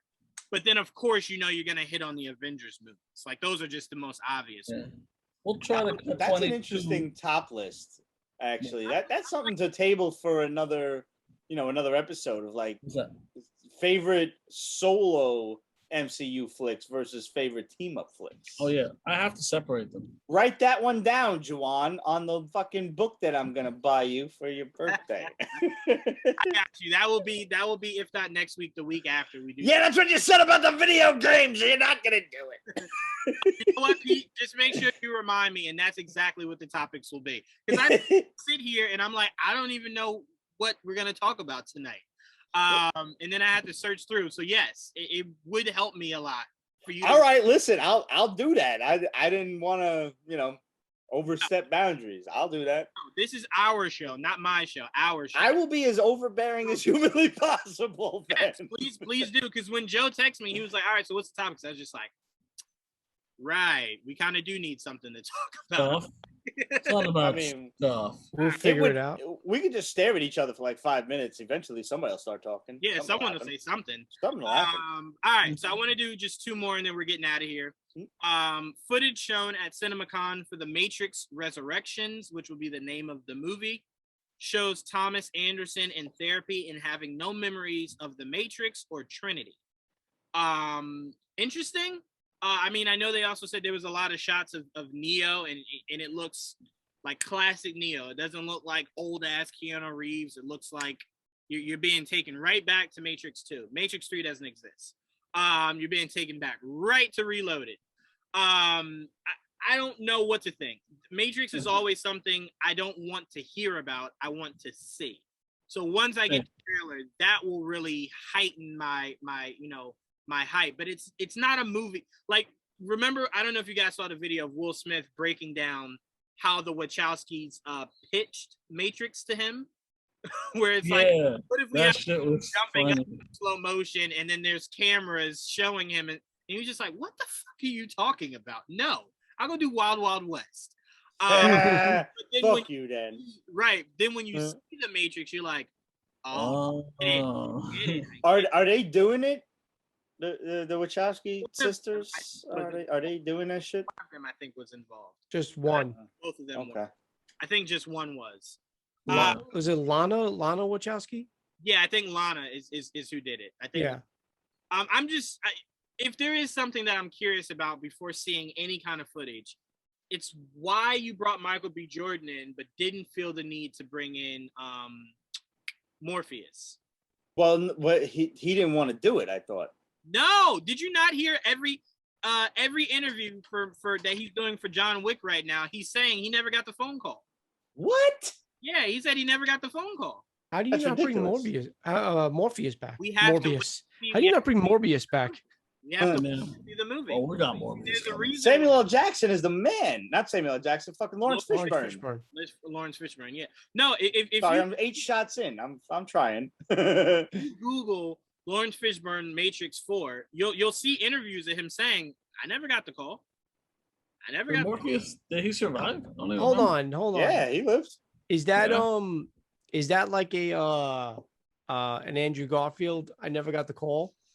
Is he not in it, or is he gonna be in it and we don't know about it? Here's the thing. I don't know why you would hide him being in it. I don't know who would go, what? Like, it's like Lawrence Fishburne is back. Yeah, it's Morpheus in the Matrix. Yeah, but no way. Kind of just like it should go hand in hand. If Neo and Trinity are there, well, Morpheus should.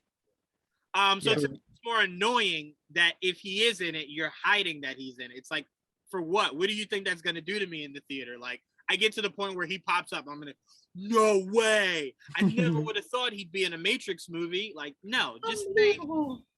I really do think it's more so he never got the phone call. And again, that's messed up. That's a shame. Everybody else is back. That's awkward. Yeah. That would make me not want to see it. Hugo Weaving is back, right? Is Hugo Weaving in this too, or no? I don't think so. I don't recall. He doesn't like to come out very often. He don't like doing. Yeah, but he was just in an interview talking about it. I thought he was talking about it because he's in it. I'm not sure. I'm not saying he's not. I'm just saying I don't recall hearing his name. Agent Smith, right? Yep. Again, when this trailer comes out, we'll know. Yeah. No, because we'll hear the voice. So that's all I'm waiting for. Mr. Anderson. I don't care much. Mr. Anderson. I want to see the trailer. Joel, from the comments or the notes from the trailer from CinemaCon, how excited are you for Matrix Resurrections? I'm tempered. I'm not saying I'm excited because, I don't know what to expect anymore. But I'm looking forward to it. I do want to see the movie when it comes out, but I don't, like you said, I don't want to hear it. I want to watch it. I'm not into the Matrix like that. There's nothing they can say that's going to really excite me. I have to see this movie. It's not like I'm an Uber fan that little details will trigger, You know what I compare it to, Joel? And this is just me comparing it.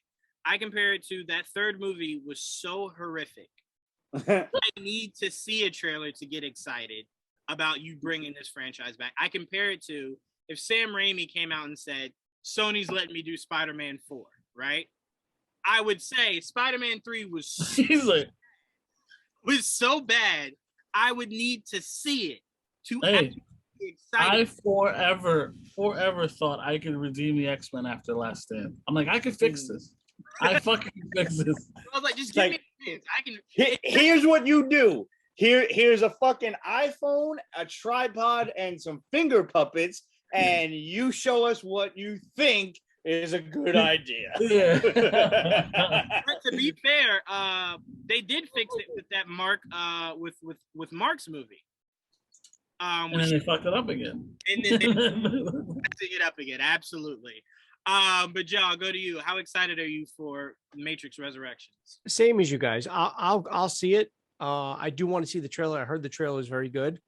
But is it good because it's Keanu? Is it good because it's nostalgic? I mean, what is it? Almost 20 years since we've got Revolutions. Yeah. But I'm with you guys. The biggest question still is Michael B. Jordan is supposed to be really the headliner. I forgot he was in the movie. No idea. When I think Matrix, I think Keanu Reeves. I think Neo. And no, you're right. I'm saying, but of this specific movie, he's right. supposed to be the big face added to this cast. Gotcha. Yeah, no, of course. Is he the villain? Yaya's in it too, right? I think. Yaya? Yes, Yahya Abdul Mateen is also in it. Okay. Second. So they brought names in. So it's like, well, what are they supposed to be in this movie? That's what I'm really looking forward to the most, because you kind of know what you're gonna get with Neo and Trinity. Exactly. It's more. Yeah, I mean, look, I'm with you guys on the whole Matrix. Especially the trilogy itself. The first one was amazing. The first one's iconic.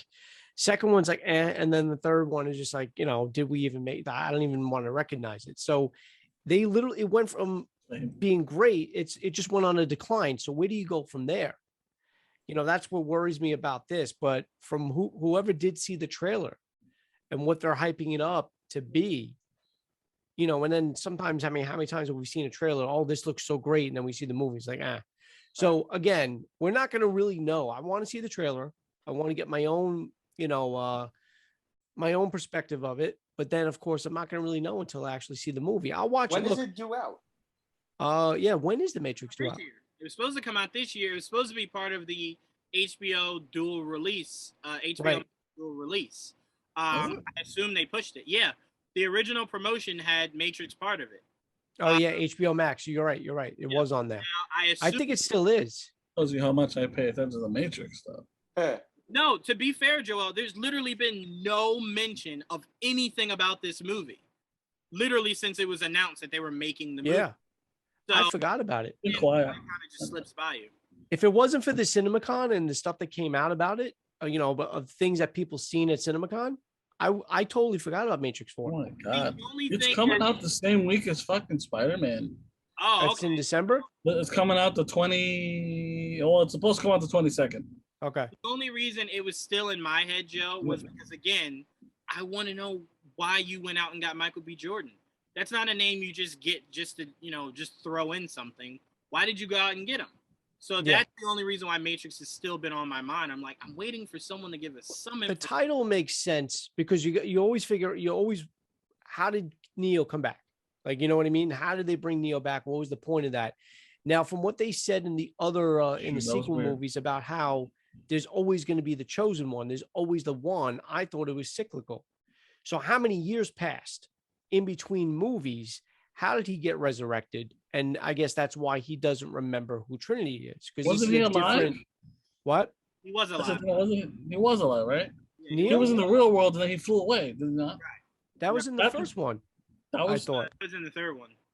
Was that the third one? That's how it ended, no? Yeah, I thought he died. He I thought died he in the third sacrificed one, yeah. himself.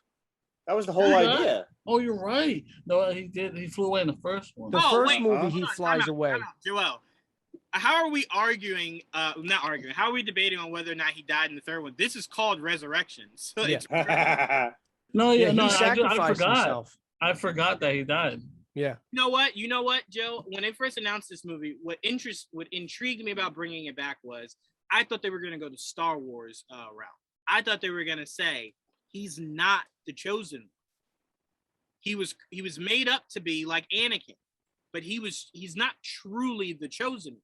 And that's why I thought they were maybe introducing Michael B. Jordan's character as maybe the actual chosen one, the one that brings peace and stability.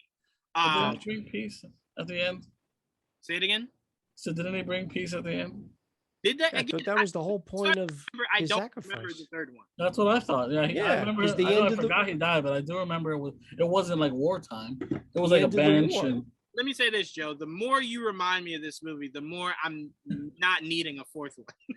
Yeah, he ended the war with the machines. That tells you how much I remember about the Matrix.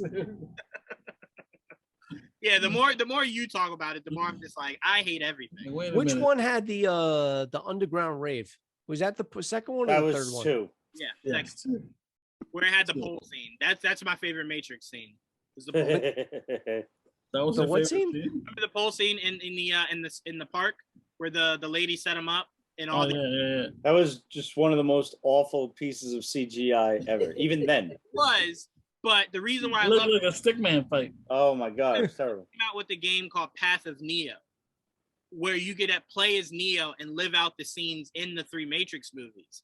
And you had to play that scene where you pick up a pole and there's like hundreds of agents that you have to take out. I didn't mind that. So much I fun. didn't mind that scene at all. I actually love that scene when he's fighting all the agents. I do like. I actually do. I mean, yeah, Pete's right. The CGI wasn't, For sure. especially for back then. But But that's because back then, and that's why the third movie I think annoyed me the most, because there were moments where he's flying, and they're flying at each other, and I'm so used to Dragon Ball Z to get into this giant brawl, and it's just boom and stop, and they're hugging each other like a wrestling match. I'm like, this is stupid. What is going on? I can't stand it. Yeah. But to end this out on this topic, you excited for this? I'll watch it. You know, I'll let you know. especially if it comes out HBO, right? Yeah. HBO Max, Yeah. I'll watch it. I'll let you know in December. Come ask me again soon. You know what? I think I might watch it first on HBO Max, and if it's really good, I might then go see it in Dolby. To get You that. just like burning money, don't you? No, me and Joel pay for the A-list, so we get three free tickets a week. Well, excuse me, princess. You I mind? am a movie buff. That's what we do. Yeah, no, me and Joel had a crazy stretch before COVID happened. Just like, I was going a lot. because you're paying it monthly. I want to go this week. I want to watch Candyman. I want to see Candyman. Oh shoot! Oh yeah, Candyman comes out like tomorrow or something. I did have an idea, Joel. Instead of what we talked about for tomorrow, maybe a breakfast and then like a matinee of either Free Guy or Candyman or something. I saw Free Guy. I do want to see Candyman too. I want to see Free Guy too. Free Guy that was looks good. really Free Guy got really good reviews. Really funny. Then Candyman. Good. We could do Candyman. I love Candyman. I do, but because I mean Tony Todd is just amazing. He's just such a scary sounding guy and such a nice guy to meet if you never did. But we did meet him, and he is as weird as you would imagine. When we did the I had more than once too. Right, we did the screener for one of the DC anime, Reign of Superman. Yeah. He was voicing Darkseid. Right. So all the cast was sitting down with literally the audience, right? Right. When you look up, he's up all the way up top by himself, just kind of like perched over watching it. You are as advertised. So wait, but do you think like he might have been a little in character for that? Like just maybe, for sure, maybe. I met him at a random little convention in Jersey, as a matter of fact, in the Meadowlands, and he was just fucking awesome. Like he just, was at his table and he was just talking to us for like 10 minutes just for the hell of it because nobody else was there. It was just a quiet little convention, and he was absolutely awesome. Yeah, no, he was awesome when we were doing the press part of it where we could like interview them and whatnot. Yes. Got a funny story. Go ahead, Joel. So we were there and we were interviewing the voice actors. And there's one guy standing outside the booth looking at the voice. I'm like, who is that guy? No one's talking to him. I don't recognize him. And what's his name? Oh God, the coordinator. What's his name? The coordinator? Yeah, with the guy that's always in charge of that shit. Oh, damn it. And he just emailed me the other day. Yeah, man, I forget his name. I feel bad. But anyway, I went up to him and I'm like, who's this man? Obviously he's doing something. Gary. I don't Gary. Yeah, I asked Gary. I'm like, Gary, who is the guy there? He seems like he does something, but he's not a voice actor. Oh, that's Jerry Ordway. I'm like, oh shit, that was the whole time. That was Jerry Ordway, the guy that wrote the movie. The comic book of the animated movie they're making. Was standing right there, and we're just like ignoring. I didn't recognize him. I felt so bad. But like, how many times do you really, you don't see comic creators. You don't know their face. You don't see the writers, especially. You know, and I felt bad though. Pete, the funniest story, and then we're gonna get into this last topic and get out of here. Funniest story. We were interviewing Cress Williams, right? And I'll never forget this. Which time? The first time. The first time we met him at a con. The second time was at the screen. At that same screening. Right. So the first time we met him, right? So we're sitting there, we're interviewing Cress. We're having a great time. We're talking Static Shock. We're talking season 1 of Black. Oh, fuck yeah. I look up, and who's sitting at the table across? Stephen Amell and his wife. So I lock eyes with Stephen Amell, and I just go, hi, and he goes, hello. And after we were done, I'm like, Joel, do you know who was in there?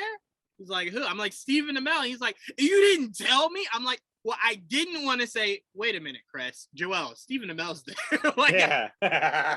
He's right behind you. Just turn around. Well, I was focused on recording Cress. And I still fucked that up because I got a phone call in the middle of the recording, and it cut my recording. And I didn't realize that it didn't catch the rest of the conversation. I'm like, unbelievable. Learning curve, friends. But it was hilarious seeing Stephen Amell and Joel going, God damn, man, you tell me these things. But all right, our last topic is we cannot get out of here without talking, of course, the man with the plan in Batman. Footage of the Batman was shown at CinemaCon with Matt Reeves promising an emotional Batman movie that we've never seen before. And Robert Pattinson says, quote, Batman is working out this rage, and says that Batman is radically different from other Batman movies. Is it now? I only get but so turned on by words. And those are probably the most sensual words you could say. That's what Batman should have always been. Why has Batman never always been that? He should be this emotionally torn guy who is beating the crap out of people only for Alfred to go, I think you went a little too far today. He doesn't have an eye, Bruce. Like you punched his eye out of his skull. So I'm really interested to see how far this Batman goes. And if this Batman starts with his code of not killing, or if that's something that he works into because he has to set a line from separating him in the actual bad guys. So I'm really excited. I can't wait for the second trailer at Fandom. Me and Joel were not ready for the first one. I know I'm not ready for this second one. He cried. I was not expecting. I cried. We were live. I cried. I didn't care. I'll do it again. It's beautiful. It's a masterpiece. But I do hope we get a little bit more of what's his name's Alfred. We only heard him in the first trailer. I want to see. We didn't see him. Pete, my whole mindset is that they're going the route of the Waynes were somewhat corrupt, and that leads us to Quarter the Owls. But from what I just told you, from what happened at CinemaCon, how excited are you for this the Batman? I obviously want to see it. It's a Batman movie. I love Batman. I will watch just about anything that, and not to say that I like everything, but I will watch everything that has a Batman moniker on it, and I will judge for myself afterward. But I have the utmost of faith in Robert Pattinson. I'm not one of those people that's like, oh, the Twilight guy is fucking Batman. And I watched his career and I saw a few of his other flicks afterward. I've actually never seen The Lighthouse. I've seen a lot of his other, more indie stuff. I haven't watched The Lighthouse yet, but it's on my list. With that said, I would like to see something to the effect of he comes really, really close to, let's say, killing somebody, but more like to paint a more detailed picture, like beating someone to death. Because let's say he saves some kid's parents and from a mugger or whatever, and he beats the living snot out of them to the point where he has to stop himself from saying, nope, like I can't do this, I can't cross that line. I would like to see that. I don't want to see him kill somebody and then say, I don't want to do that again. I would like to see him come to the point where, like, oh fuck, no, I can't. Like that's Batman to me, and that always will be. Like the meme says it itself. Like Batman, he'll make you shoot your dick off. Like he will maim you. He won't kill you. You'll be so fucked up. But I think getting close to what you want. I mean, in that first trailer, if you listen to the sound of the punches he's giving that guy, those sound I'm with it. Like his face is being just smushed in by these very hard fists. So I don't think I'm all for it. I think we could get a scene to where Alfred kind of tells him, like, you're going enough, like, stop. And I would like also on your note about the Waynes being corrupt. I would like the question to arise, like, yo, were they involved in some shit? Mm-hmm. But when he investigates it, and it turns out that they were involved with some people who were unscrupulous, but they were not, and that's maybe why they were killed. Like maybe it wasn't just some random shit. Mm-hmm. I'm amenable to that. It wasn't random, and it was a hit made to look random. I'm okay with that. That's fine. The premise of well, not the whole premise. I'm sorry. I think that was the point the Long Halloween was trying to make, was that they weren't necessarily corrupt. They were in bed with a shit ton of corrupt people. Right. They made the wrong friends at the very wrong time. Yeah. Right. And it was. I'm okay with that. Like it was, and that's why I kind of like the idea of the Court of the Owls, to where they make the Waynes an offer that they refuse. Mm-hmm. That's why they end up dead. Yeah, I'm okay with that. I didn't actually see the Long Halloween animated flicks. I have both of them, but I haven't sat down to watch them yet. Mm-hmm. But I aim to. Wait to the end of the credits for both of them. Alrighty, thank you for that information. Wait, because shit, now that you said that, I don't think I did. Oh, you should go back. Yeah, I'm gonna have to go back. As soon as you said it, I'm like, wait a minute. Yeah, I mean, it's Batman. I'm gonna watch Batman. It just solidifies what we thought. That's all. The second one. Oh, it does? Oh, yes. All right, so we definitely got to get Ernie Altbacker for an interview. I'm honestly just really thrilled that Jensen Ackles is was playing Batman. Now I'm even more excited. By the way, if you ever get like the idea for or just the ability to do an interview, I would really like to do that. I would love to speak to Jensen at some point. Being a lifelong fan of Supernatural, I would really like to do that. I'm watching this right now. Like, it's fucking for the first time, or like for the well, this is my first time going through all of it.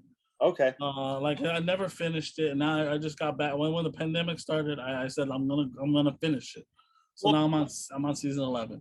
It's the best chance for that to happen. Such a good series. The best chance for you being a part of that, when we do press, is when whenever Amazon decides to let us know when season 3 of The Boys comes out. Because we did press for last season, I think. Unless we get something next. Because right now the next animated movie is gonna be Justice, I think. Yeah. Then we have a Catwoman animated, and I don't know what's coming out next year. I really wish they would dig into their bag and give me a Green Arrow one. They gave us a short film. Juwaan just finished the movie. Wait, what? Finished the movie. Basically, at this point, just tell me what table that I need to slap my nuts on, and I will. Just like they'll be right there, boom, right there. All right, so yeah, I'll keep you in a loop, Pete, whenever we hear back from when they start giving out screeners and whatnot for it. Yes, please. Gotcha.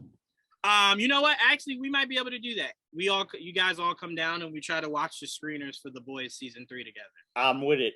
That'd be cool. All right, so we'll do that. You're like, slap my nuggets on the chair. Damn, man. Yo, this is what happens 19 shots of fucking whiskey in. So we've been going entirely fucking too long. For sure. That's honestly what it is. All right, so we're getting out of here. But Joe, your thoughts on what was described from CinemaCon for the Batman? You excited for this movie? I am. I was excited after the trailer, and I honestly didn't give shit about Pattinson being Batman. And I said, you know what? I made the mistake with Affleck. When it was first announced that Ben Affleck was going to be Batman, I didn't know how to receive that. So I might have said things I shouldn't have, but then he proved me wrong. So, and the other thing is too, I wanted to But you're man enough to admit it, and that's what's important. Yeah, exactly. I can admit it. I can admit I was 100% wrong with that. The way I see it, 90s Batmans came out and it was like a steady decline. We went from Michael Keaton, which was the best, to George Clooney, which was the worst. And now we have Bale, then you have Affleck.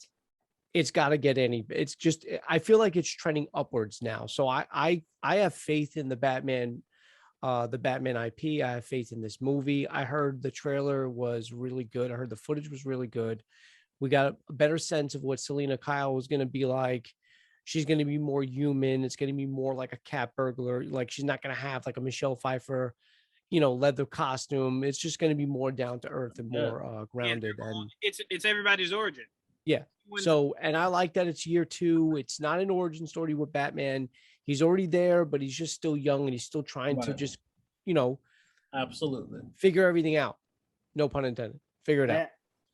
And like you said, it's a good change of pace because we just got a Batman that's 90, so it's good to have a Batman more of a respectable age to start with, right? To build your universe with. But Joel, I already know where your hype level is at. But did anything from the CinemaCon heighten it at any rate? Yeah, unfortunately, nothing I heard made it high. I can't go much higher than I already am unless I see something. Right. There's nothing they said that I'm like I expected all that. I'm excited. I've been excited. I love it. I bought the shirt the same day, like last comic, the fandom. I have that fucking shirt. I'll buy the next one when the next fandom. We'll see what that looks like. But I need to just see it at this point. I'm ready. It's only a couple months away. I can't wait for the next show. We can actually see the next trailer. What else can they show us? I'm ready. I've been ready. I love Batman, and so this is the Batman in a different, like he said, it's radically different. Well, I'm ready to see this radically different Batman kick ass. So yeah, let's do it. Because I can tell you, it wasn't until Zach that, in my opinion, Batman was radically different than what we've seen before. Yeah, he was comic accurate visually. Right. Like, that costume looks like Batman. Just more brutal.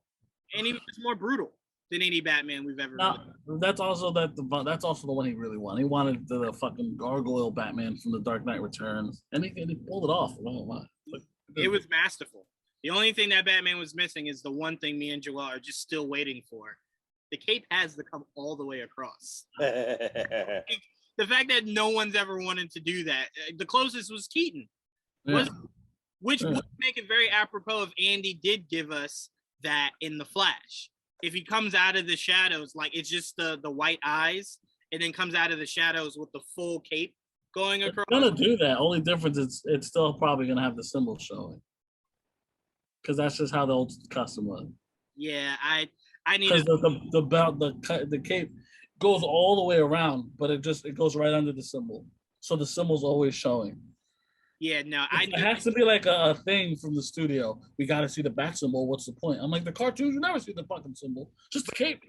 The frustrating thing is, you don't have to have him fight with the cape closed. So it's like, we'll see the logo. Even though he looks badass when he does. I'm like, especially Keaton.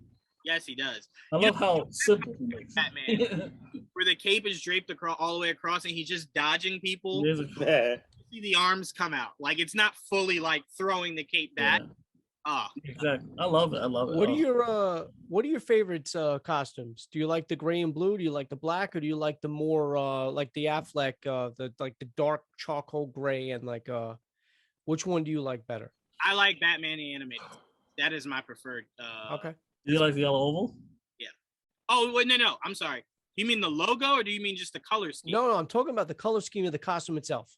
Yeah, the color scheme. I prefer the color scheme for Batman the animated series. Okay. It's like a black blue. Mm-hmm. Yeah, I like that. Black, blue, gray. Right. I'm an '89 Batman all the way. I like black on black. All black on black. Wow. Yeah. But I especially like that color scheme, Joe, because when they show his cape, it's black, and then it's like a hint of blue towards the bottom of the cape. Yeah, I love that too. Yeah, I love that. I like the gray and blue. I don't know why. I mean, don't get me wrong. I'm with Pete. I do love when we first see Michael Keaton and you see the black costume. That was the first time I saw Batman in a black costume. I used to watch the old Adam West series when I was younger. So that gray and blue, and even in the comics, I remember him wearing gray and blue. So I grew up the Super Friends. Yeah, gray and blue was. Batman. I'm not gonna lie. If you've seen the behind the scenes photos of Ben Affleck's Batman costume, it kind of looks blue. Right. It does. Yeah. Like if you look at the black, like the cowl, it looks blue. I'm not gonna lie. I mean, to me, it does. They probably did that like in post. When they edit it down, mute the colors or whatever. They probably made it so it had to be blue in pre-production, so that way it would look black, grayish. So it is daylight.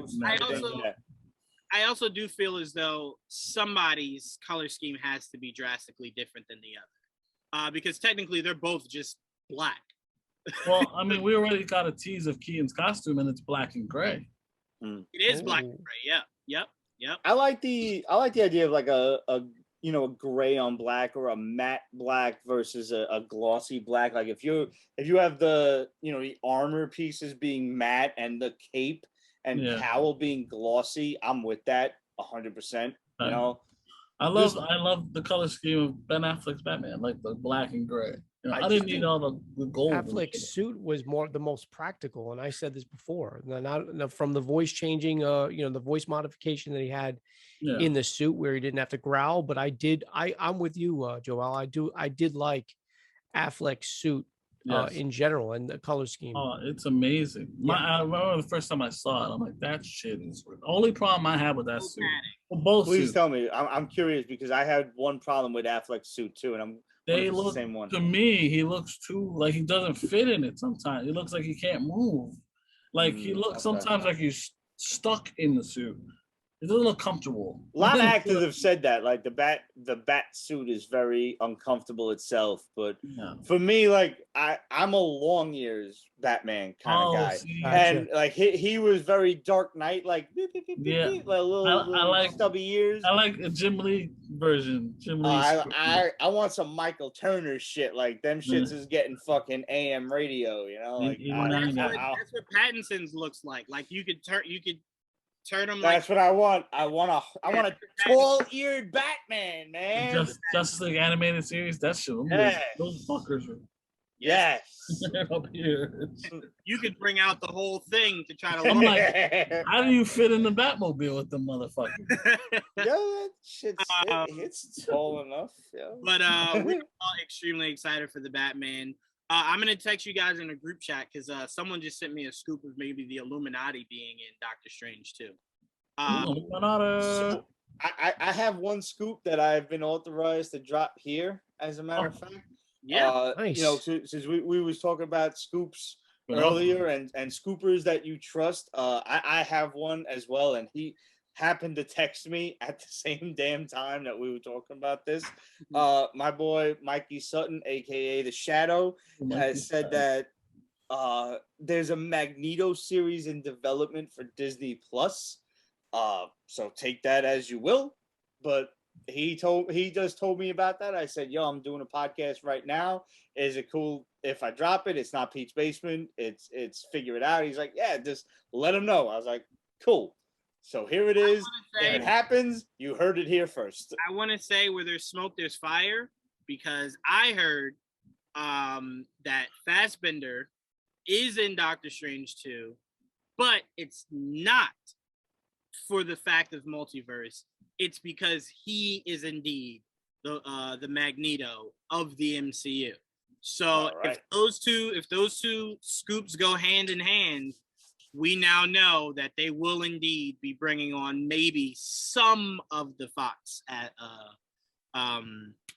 actors that we've seen before. So wait, so Fassbender is going to be in Doctor Strange too? No. Rumor. But the rumor is that's right. No. So then it's not Xavier then. If the rumor is true, then it's not Xavier, or is Xavier going to be in it too? It could be both. We don't know. Why not? Could be multiple. It could honestly be. It's a multiverse movie where I do hope you close off the loop of the multiverse after it, so you can go balls to the wall crazy. How are they going to close off the multiverse until Loki season 2, or at least I don't. Wow. I don't think Loki has to deal with the multiverse. Because to me, I don't know, man. It's integral. Going through this, not movie. I'm sorry, the series. Multiverse is how you ended it. So to me, I kind of would prefer you just having to deal with time.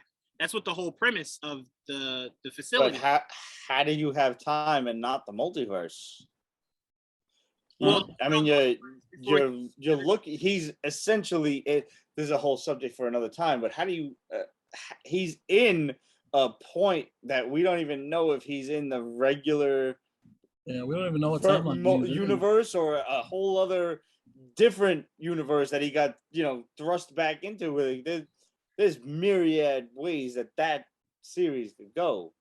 Well, okay. I don't think that they're going to solve the whole multiverse thing now. So what I'll give you then, Pete. Oh, but it's the only place a multiverse should exist in. I don't want to hear that shit anywhere else. Fair enough. Okay. I don't want to hear. It's a possibility in Avengers 6. They still have to. They have a lot of shit to figure out. Do they want it to continue? They want to go back to the singular timeline. There's a lot they got to figure out. Yeah.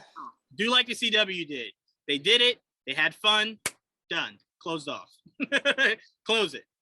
Now it's just in. We'll solve all their problems for them. Yes, and that'll be difficult enough. But huge scoop from your boy. You said Mikey Sutton, right? Yes. All right. Huge shouts out to him. So again, where there's smoke, there's fire. So I heard a Magneto scoop. That was a Magneto scoop. It could be coming into fruition. Again, I thought that was the lazier way to do it. Is just to be bringing people in from different universes. But again, it's how you do it that will really speak. If he is the Magneto of this universe, that means he's not going to be what do they call it, the Holocaust survivor. No, that's probably true. But unless they, work it that he's immortal like he is in the other universe. Yeah, his mutant power makes him a little bit younger or whatever, or it slows his aging or something. I mean, they always said that's how you explained it as mutants should be aged slower. I'm okay with it. Again, they could go the route they're saying they're going with Doc Ock. We don't know if they're keeping Doc Ock, but they're pulling him from a moment. Yeah, but that's just for the moment. Unless they keep him. Fassbender's Magneto was a Holocaust survivor. No. Yes. Joel's saying if you bring him in here, you're saying he's still that same age. Oh. He should not still be. If modern day, he wouldn't look like that. And so he would probably dead. Like Ian McKellen than he does Michael Fassbender. Oh, I understand what you're saying. I just took it as he doesn't age. I know Ian McKellen's character is. I know that. We know he's supposed to age, but they need is one line to explain that away, and we're all cool with it as long as they address it and just say some shit about it. He was pulled from that time. I think so now he's when you start doing that age. Like that. Well, when it comes to multiverse, it's gonna be messy regardless. Perfect example, really quick. Alfred Molina in real life aged 20 years from both movies. No, more than that. He's de-aged in that trailer.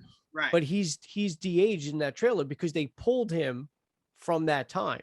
What Joel's saying is we don't know if that's sticking. If Magneto is sticking, it's for the time being.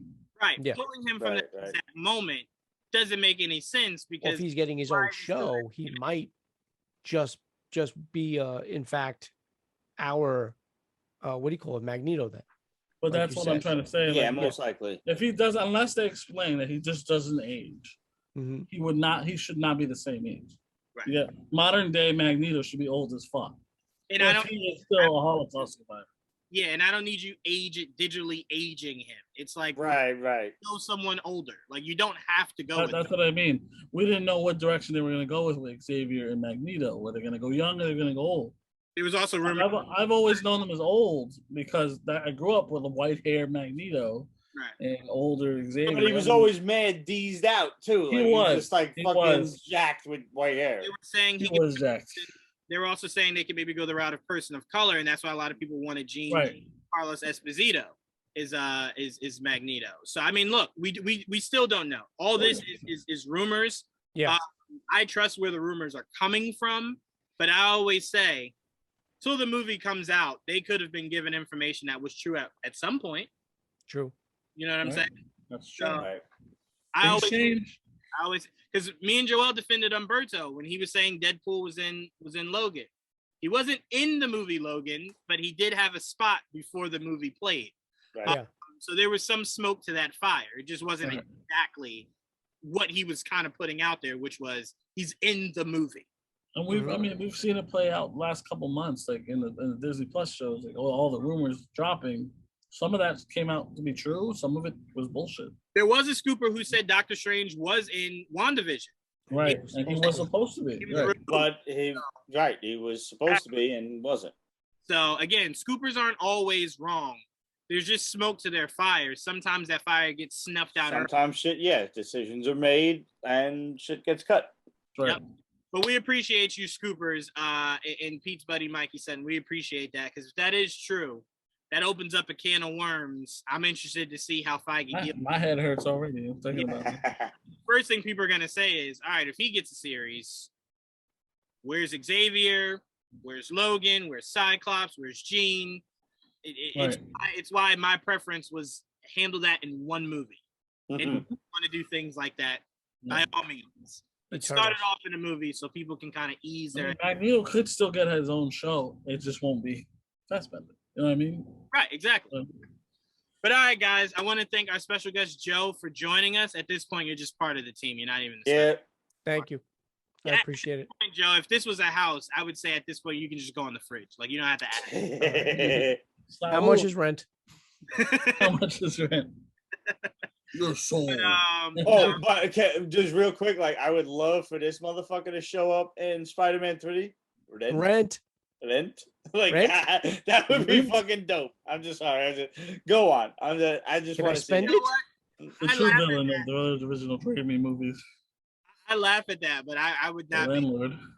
I wouldn't be mad at it. Like, it'd be dope. And his creepy looking daughter, you're like, oh boy. What we don't need though, I give it to him. What I don't need to see is Spider-Man dancing. I don't want to see Peter Parker dancing. Oh no. I do have to pee though, so we have to finish this week. All right. All right. So let's get out of here. I want to thank Joe, Joel, Pete, and Jaydee. This is a great episode. Can't wait to figure out how to edit this one. Just throw the whole shit up.